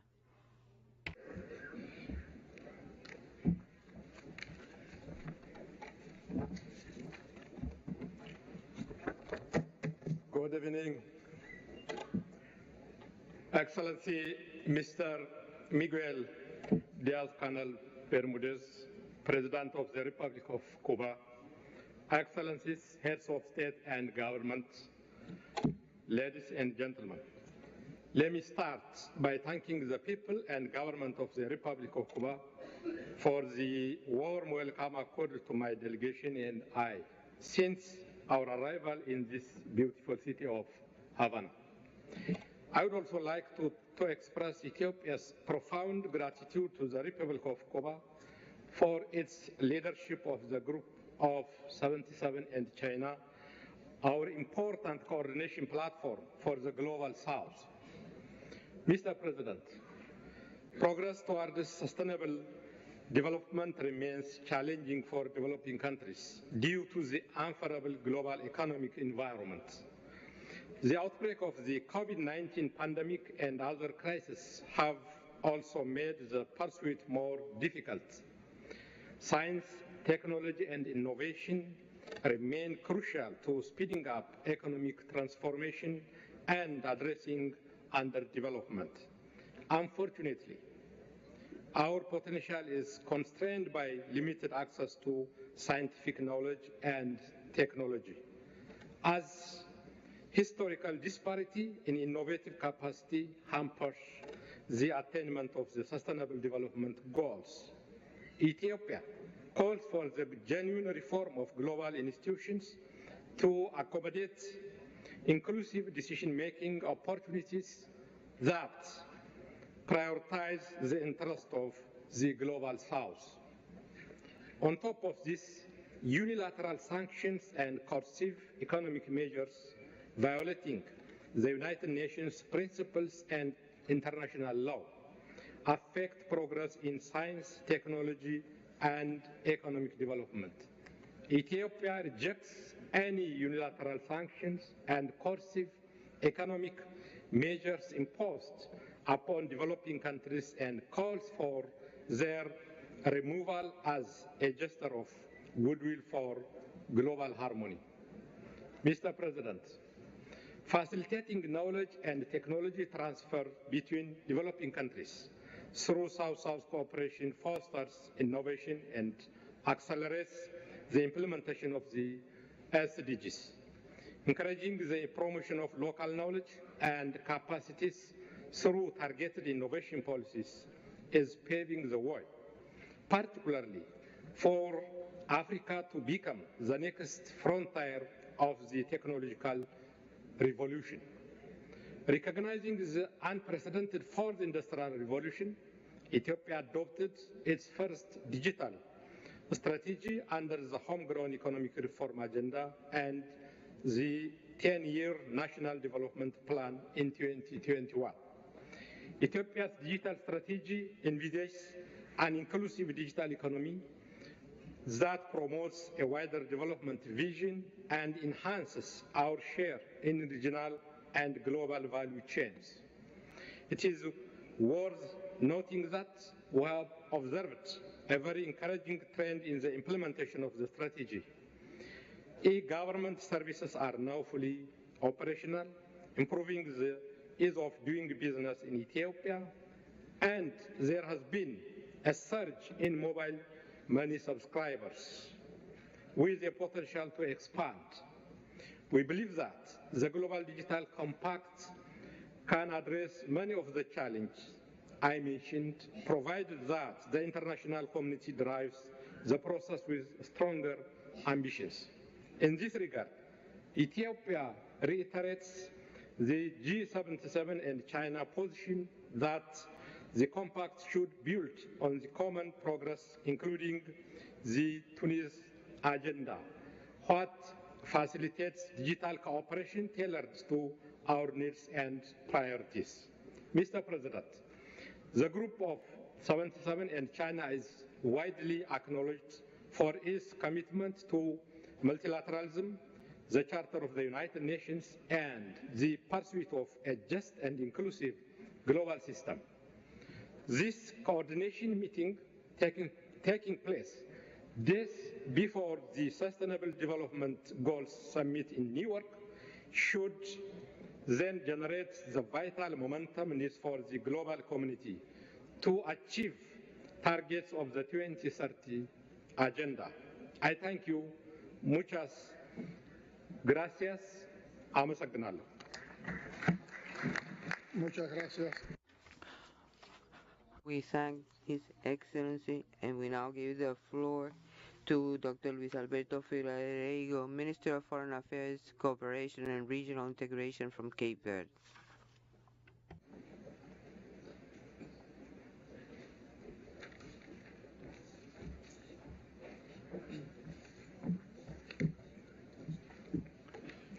Senhor Presidente da República de Cuba, Sua Excelência Miguel Díaz-Canel Bermúdez, Mr. President of the Republic of Cuba,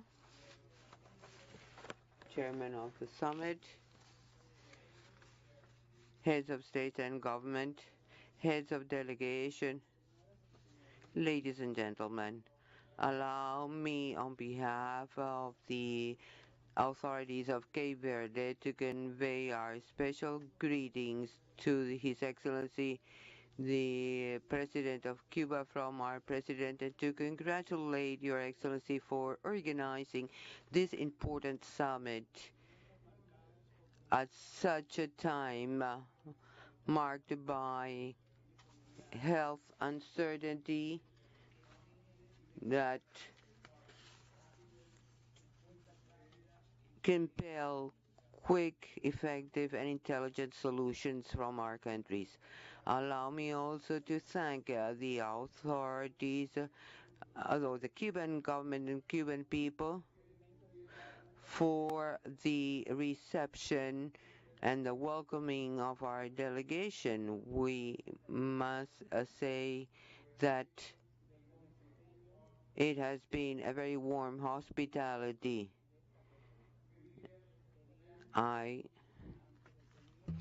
Before I continue, I want to join those who spoke before me to convey our deep and heartfelt solidarity with the peoples of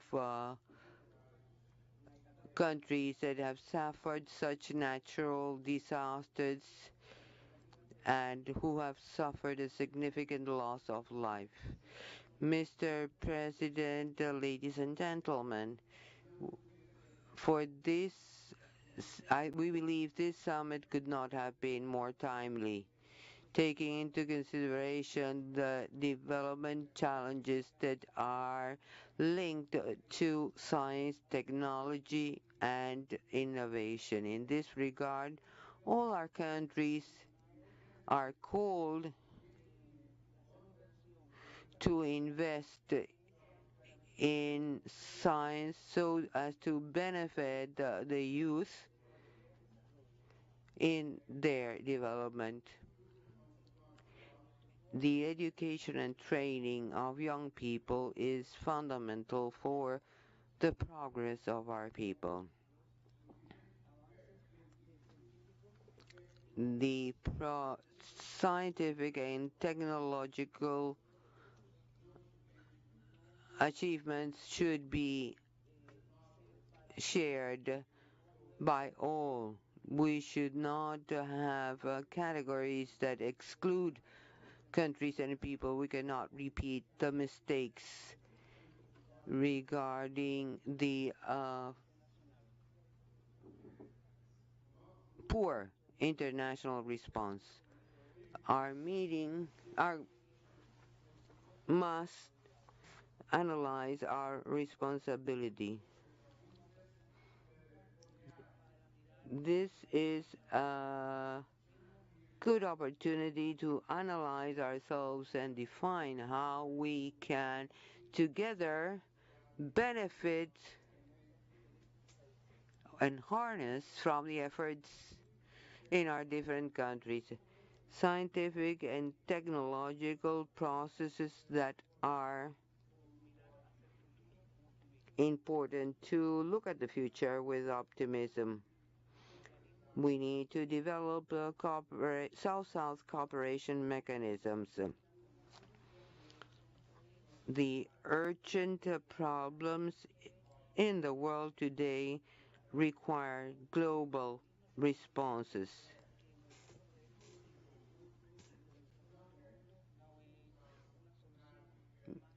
There is no magical solution for all our problems. We require joint efforts and investment.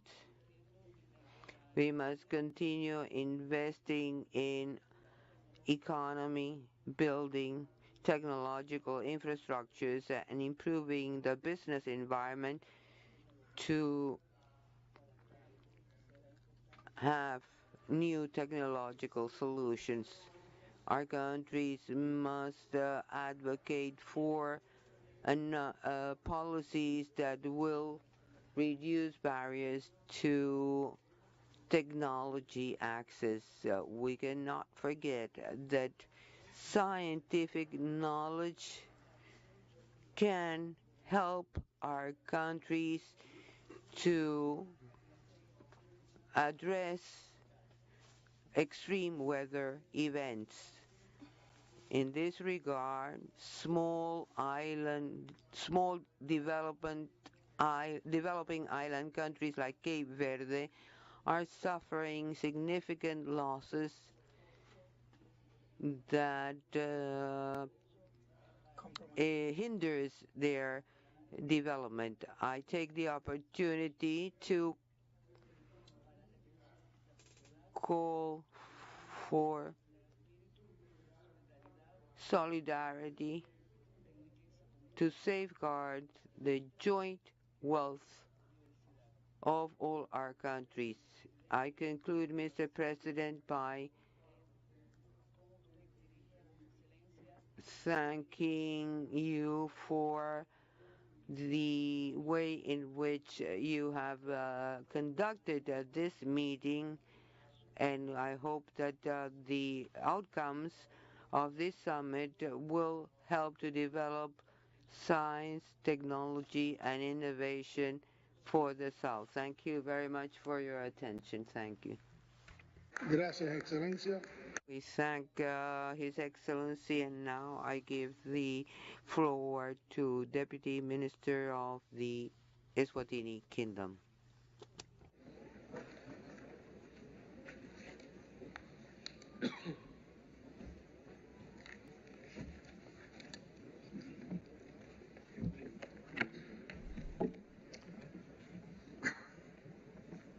Your Excellency, the President of the Republic of Cuba and Chairman of the G77 Group plus China, Your Excellencies, Heads of State and Government, Your Excellencies, Heads of Institutions and Development Partners, distinguished guests, ladies and gentlemen.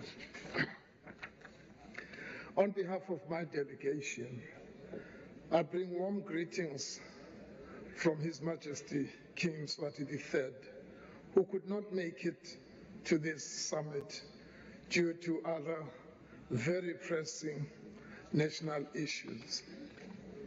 Allow me, Mr. President, to begin my remarks by expressing our profound and sincere gratitude for the warm and extraordinary welcome and hospitality extended to me and my delegation since we landed on this beautiful and historic island of the Republic of Cuba, a republic that is an inspiration to many countries, particularly in the developing countries. A republic that is truly an example of resilience.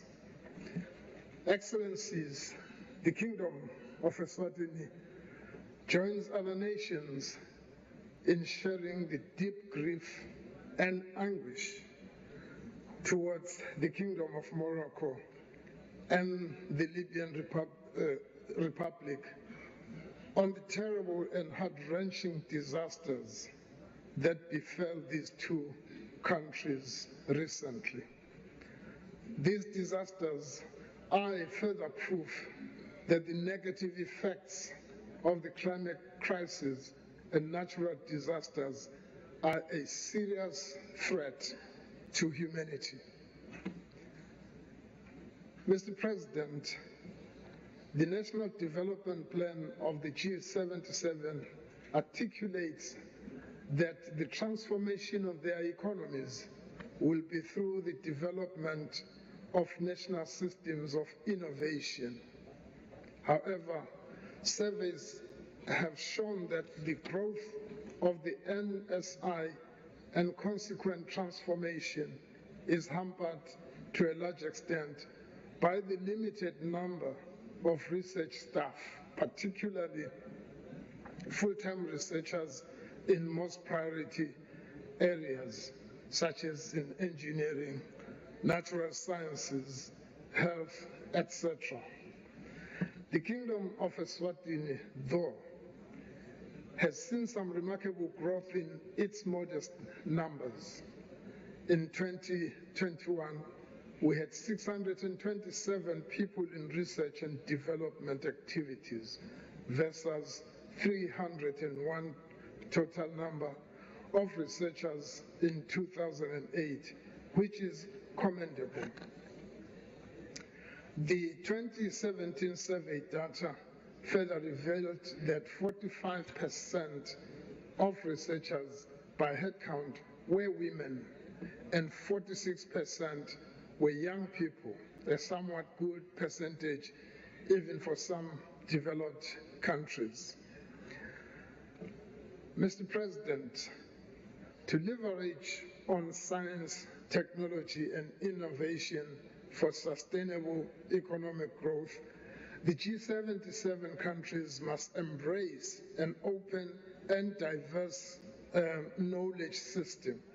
We must promote public understanding of science, technology, and innovation.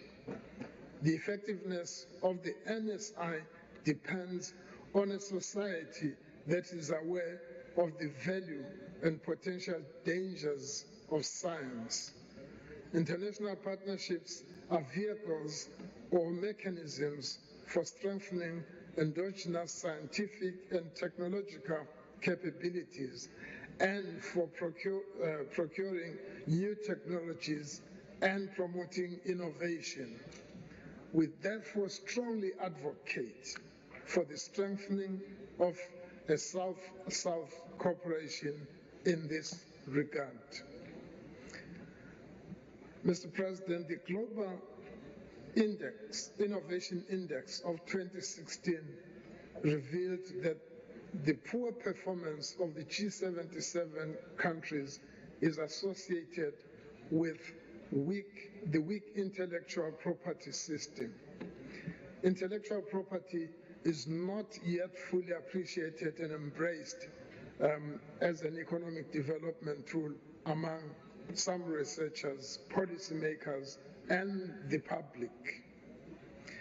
Traditional and indigenous knowledge systems also play a remarkable critical role in the livelihoods of millions of people and are the basis for local technological advancement. In addition to protecting intellectual property rights over traditional knowledge, there is a need for the G77 countries to identify, document, and preserve traditional knowledge of relevance to biodiversity and of importance to livelihoods.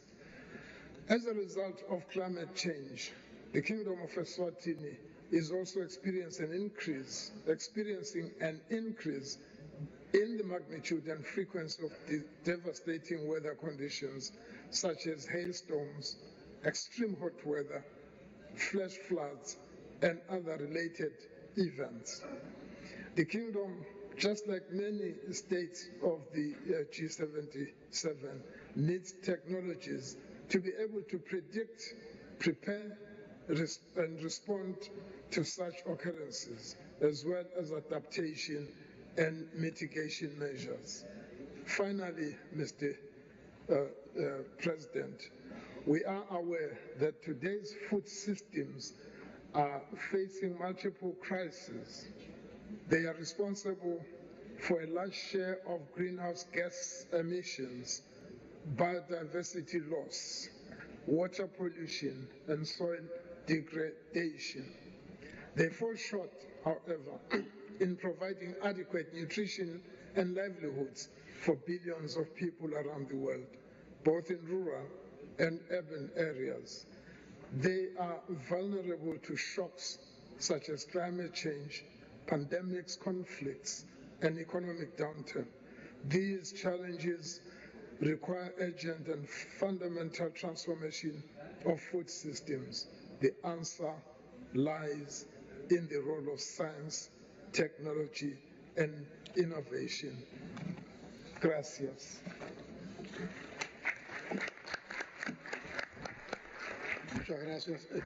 Thank you very much, Your Excellency. I will now give the floor to His Excellency Honorable Cordell Hyde, Deputy Prime Minister of Belize and Minister of Natural Resources, Oil and Mining.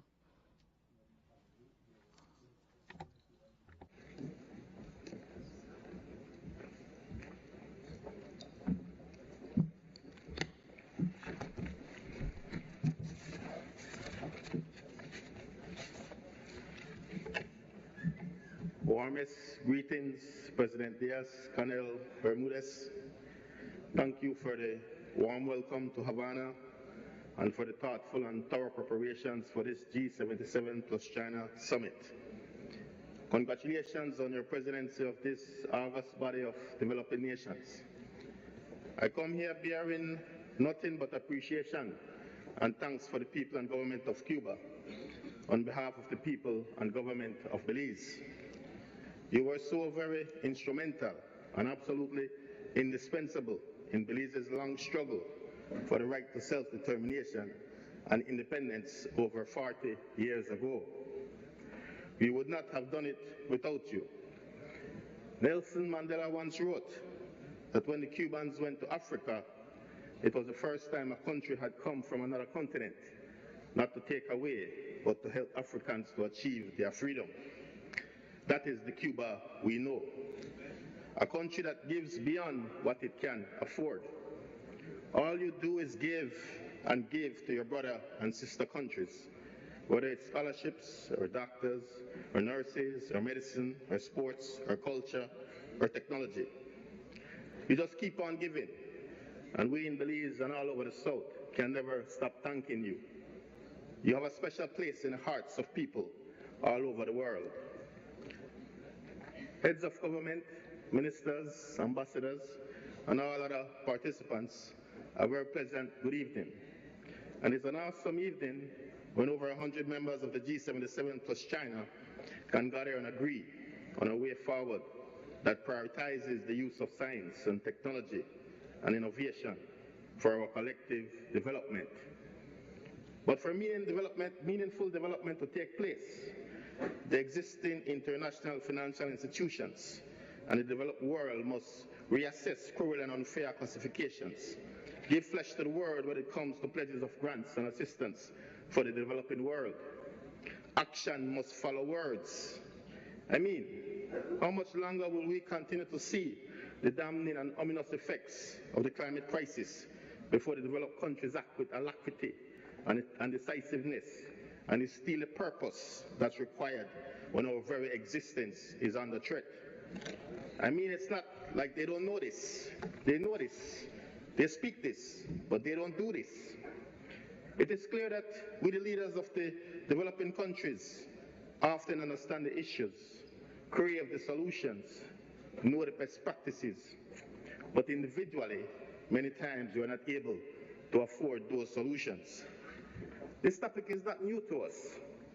The framework for the application of science, technology, and innovation already exists via the Paris Agreement and the Global Digital Compact. Much has been accomplished through UNESCO, UNCTAD, UNIDO, and others too numerous to name, and we know more can be achieved with efficacy.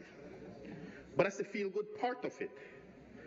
It's uncomfortable for me to be here discussing in comfort this laudable idea of us working towards a more equitable world where citizens have the opportunity to innovate, thrive, and add value to their communities, when right at this very moment, there are arbitrary, unilateral, coercive, and immoral blockades on this here country and too many others.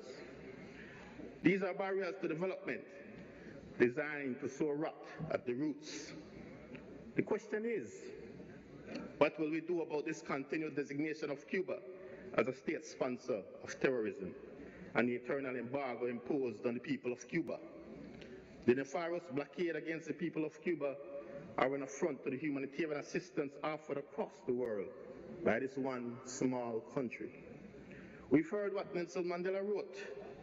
Cuba deserves to be glorified and to be allowed to exercise its sovereignty, given its space to breathe, to continue to practice its genius that it has so willingly and magnanimously shared with the world.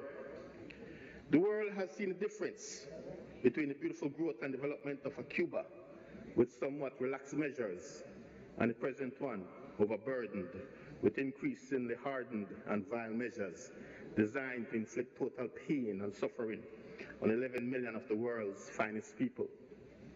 The losses in revenue are estimated to be in the billions.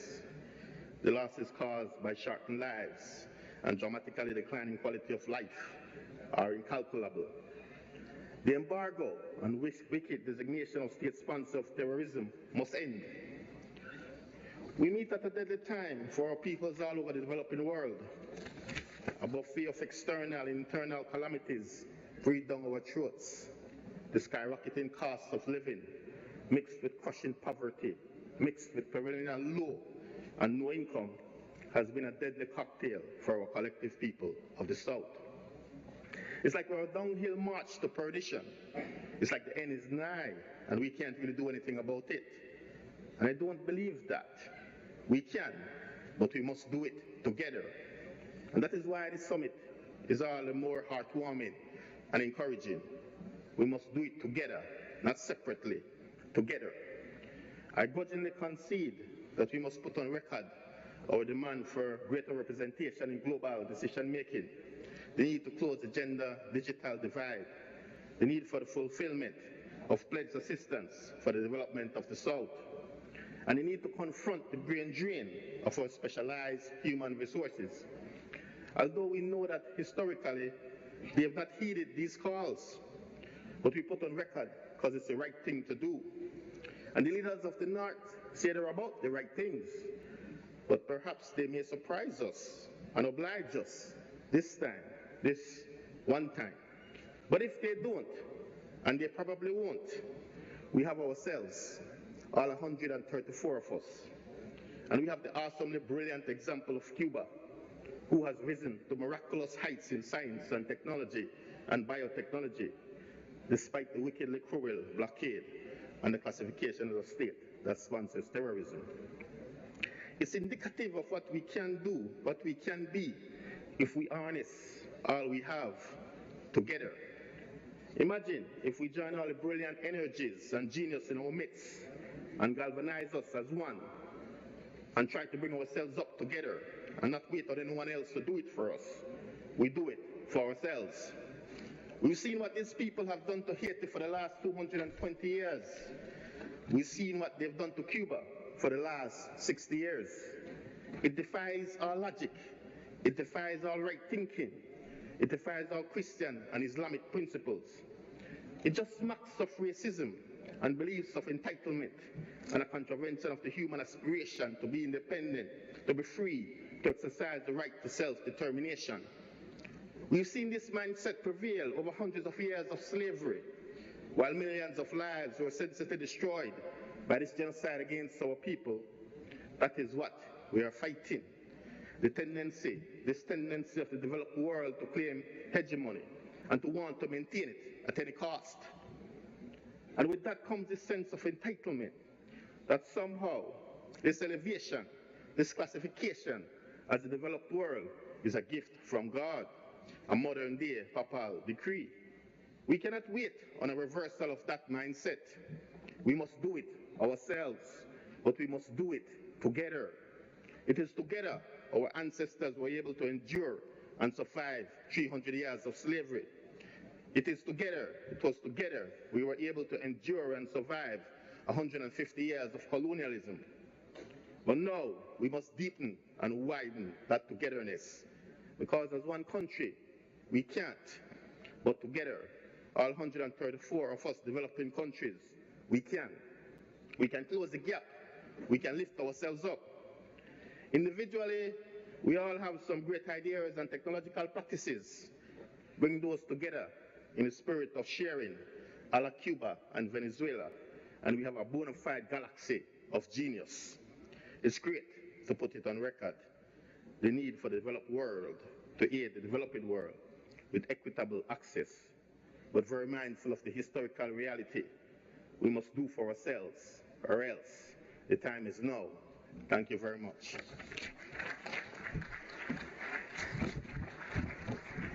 Muchas gracias, Excelencia. Cedo la palabra al excelentísimo señor Christopher. Floor to the First Deputy Minister and Minister of Foreign Affairs of the Democratic Republic of Congo.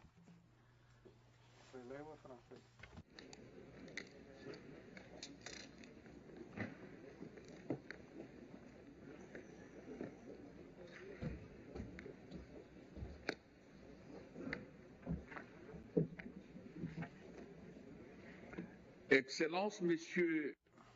Excellency, Your Excellency Mr. Miguel Díaz-Canel, President of the Republic of Cuba. Your Excellencies, heads of government and heads of states of the member states of G77 plus China. Ladies and gentlemen, heads of delegations, ladies and gentlemen delegates. On behalf of the Democratic Republic of Congo and on my own behalf, I would like to sincerely thank the Cuban government for inviting my country to this important gathering of countries committed with a common struggle against the current international order characterized by injustice, inequalities, and domination by the minorities over the majorities. I want to thank the warm welcome and hospitality that we have received since our arrival in Havana. And the revolutionary goals of the Cuban people, we still have in our memories the fight of Fidel Castro in favor of those oppressed all over the world. Mr.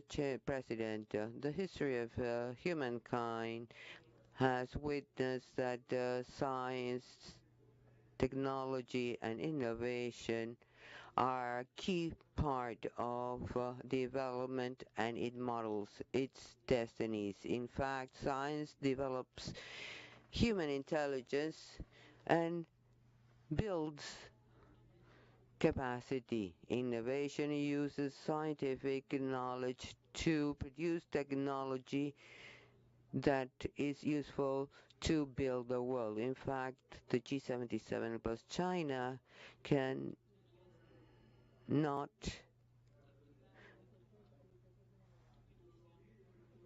overlook this. This summit is important.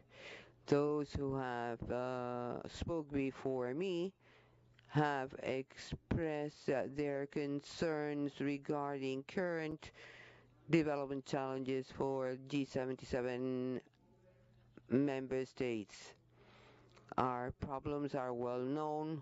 We talk about them. We have been talking and discussing about them for several decades now. I would also like to recall that it is essential to say that the end of the 20th century was marked by important events that led the world to multipolarity. by the BRICS and the new configuration of forces in the international scenario. The challenges for the G77 plus China is to be able to harness these changes and consolidate them for their own benefit. For the Democratic Republic of Congo and its President, His Excellency Mr. Mbongo, to denounce the evils and blame those that have caused these evils is important because it builds awareness among our peoples. We need to free ourselves from these problems, and it's not the time for crying over spilled milk. True and long-lasting solutions will not come from the rich that exploit us. Our poverty is a sine qua non condition for their wealth. Solutions must come from ourselves and our actions, our creativity, and our joint endeavor. In the history of peoples and nations, we have seen that relations among peoples have always been a relationship of domination. In fact, that is why we need to go beyond the rhetoric and commit ourselves seriously to promote science, innovation, new technologies, artificial intelligence, clean energies, infrastructures for health and education, and over our resources to promote these exchanges. The G77 plus China must work to create the best conditions to avoid destabilization of a country by another country or another power. We must prevent the reproduction of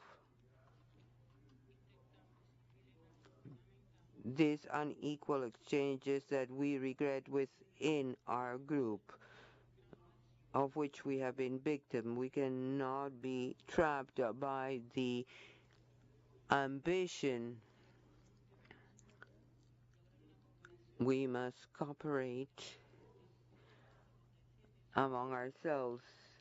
The G77 plus China must also fight unfair and unilateral measures imposed on certain countries, like the embargo against the Republic of Cuba that has been in place for many decades. We don't know why this embargo continues, as well as the sanctions against Zimbabwe,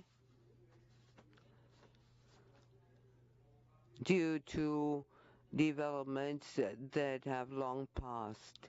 It is high time, as our President said last year at the United Nations, that sanctions against Zimbabwe be lifted. The Democratic Republic of Congo requests all member states of the G77 plus China to put an end to this injustice. The Democratic Republic of Congo also insists on the need to build within our group, to create institutions for cooperation in the scientific, technological, and innovation field. Institutions and cooperation among universities that will enable our scientists to access the era of scientific development and technological progress. Aware of the need to invest on science, technology, and innovation, the President of the Democratic Republic of Congo has decreed free basic education, universal health coverage, and to use national funds for scientific and technological research. My country is ready to associate or partner for any cooperation in these sectors. Thank you very much. Muchas gracias. Thank you, Your Excellency, and now I give the floor to His Excellency Sheikh Ara Ali Haba Al Sawa, Deputy Minister for Foreign Affairs of the State of Kuwait.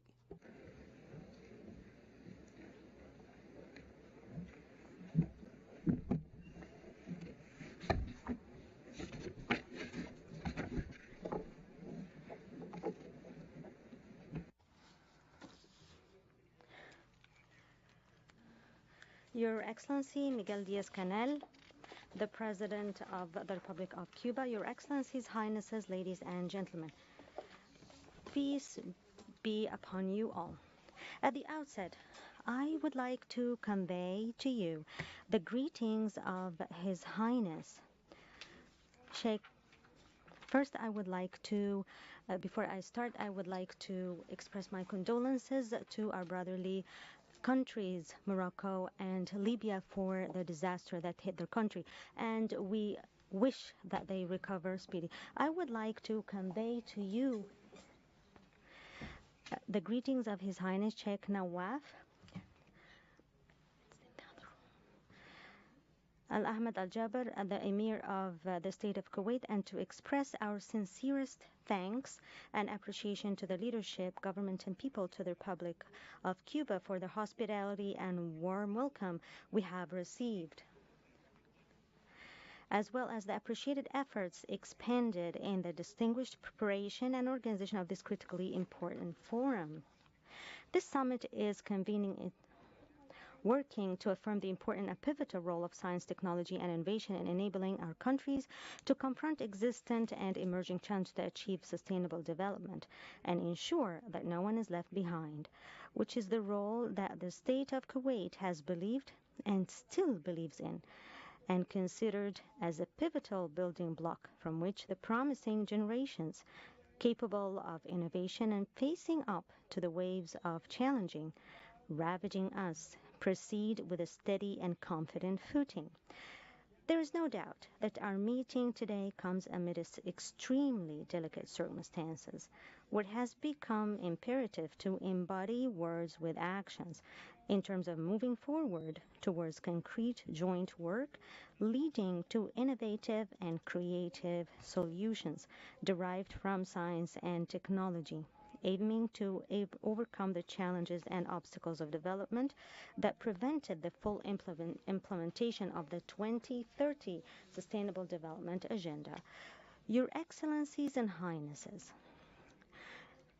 in view of the multiple and interlocking challenges facing the world today, we renew the adherence and commitment of the State of Kuwait to the multilateral international system, as we stress the need to step up the pace of cooperation and coordination among states to confront those challenges and move forward towards reforming regional and international organizations foremost among which is the United Nations and the international financial institutions, in what could guarantee the transparency and efficacy of their work and enable them to deal with present and future crises. The state of Kuwait is honored to be one of the member states that contributed to the establishment of this group and still holds the same aspirations and hopes of the member states of the group. Kuwait is one of the leading countries that provided humanitarian, financial, and other types of aid. We aspire to and hopes of the state, which is the vision of 2035, through investment in humans and individuals. This is why we have taken serious steps towards enforcing digitalization and governance to create a generation that can face the challenges of the future. In conclusion, I would like to express that I'm very pleased to take part in this meeting, which reflects the great importance the state of Kuwait attaches to the group and to its goals and aspirations aiming to achieve development. Thank you, Mr. President. Nuestro agradecimiento. We thank His Excellency for his words. Now I have the honor to give the floor to His Excellency Mukhtar Ahmed, President of the Higher Education Commission of the Islamic Republic of Pakistan. Bismillah ar-Rahman ar-Rahim. Excellencies, colleagues, ladies and gentlemen, allow me to express the Government of Pakistan immense appreciation to Excellency President of the Republic of Cuba for his timely initiatives to convene a summit of the head of the state of the government of the Group of 77 and China on this extremely important topics. Excellencies, the COVID-19 pandemic accelerated the pace of digital transformation and demonstrated the vital contribution science, technology, and innovation can make to the world, its people, and the planet. It was science, technology, and innovation which has enabled much of the world to continue to function during the lockdown. It is also thanks to science technology that the generic code of the coronavirus and the necessary protective measures were rapidly identified and the vaccine developed in a record time. At the same time, the pandemics laid bare the existing global inequalities between developing countries, between the poor and the rich, especially in the utilization and diffusion of the modern technologies. The inequality in access to vaccine was just one manifestation. This gap threatened to further widen the development divide and will undoubtedly have negative impact the progress toward the achievement of the SDGs. Excellencies, Mr. Chair, we are in the era of poly-crisis, COVID, climate, economic crisis, divide basically, conflict, all of such, which threaten to erase decades of development gains. As of today, only 12% of the SDGs are on track. Distinguished participants, I think we have to focus on few main things. First and foremost, we need to bridge the digital divide by investing in sustainable ICT-related infrastructure and scaling up of technology transfer capacity building. Second, we need to revisit the intellectual property regime. Intellectual property rights can be enablers as well as impediments in the achievement of the SDGs. I believe that the technologies that are essential for the developing countries to achieve the SDGs should be made available to them through cooperative arrangements. Third, we need to explore how to better leverage initiatives such as open science, open source technologies, and digital goods. Excellencies, the fourth, we need to identify objectives for the scientific community to pursue targeted research such as inherited medicine, education, agriculture, and other areas which could help developing countries to accelerate progress toward SDGs. Fifth, we need to reach agreement on the international technology agreement aligned with the SDGs. It should offer on priority access for the developing countries to relevant advanced technologies and discriminatory restriction. It should also focus global research and development resources and capabilities on the scientific breakthroughs which are essential, are relevant to achieving the SDGs and environmental objectives. We are pleased to see the Havana Declaration to be adopted tomorrow, recognizing the need of such an agreement. Excellencies, ladies and gentlemen, the action outlined above are an ambitious yet essential agenda. Our countries cannot realize the SDGs or climate goal unless we make concrete progress on bridging the science and technology and innovation divide. As we move forward, let us commit ourselves to work together across sector and borders to build a digital ecosystem that is inclusive, sustainable, and serve the greater goods of humanity. By doing so, we can create a world where no one is left behind, where innovation thrives, and where sustainable development becomes a reality for all. We are confident that under the able leadership of Cuba, the G77 and China will be able to actively promote the wise priorities of Global South. Excellencies, ladies and gentlemen, I think the world is already paying and still is paying the cost of destructive science. I think it is a time that such type of forum should decide that enough of destructive science. I think we should move toward constructive science, and constructive science for the humanity, and that is the way forward. I thank you all, Excellency. Thank you very much.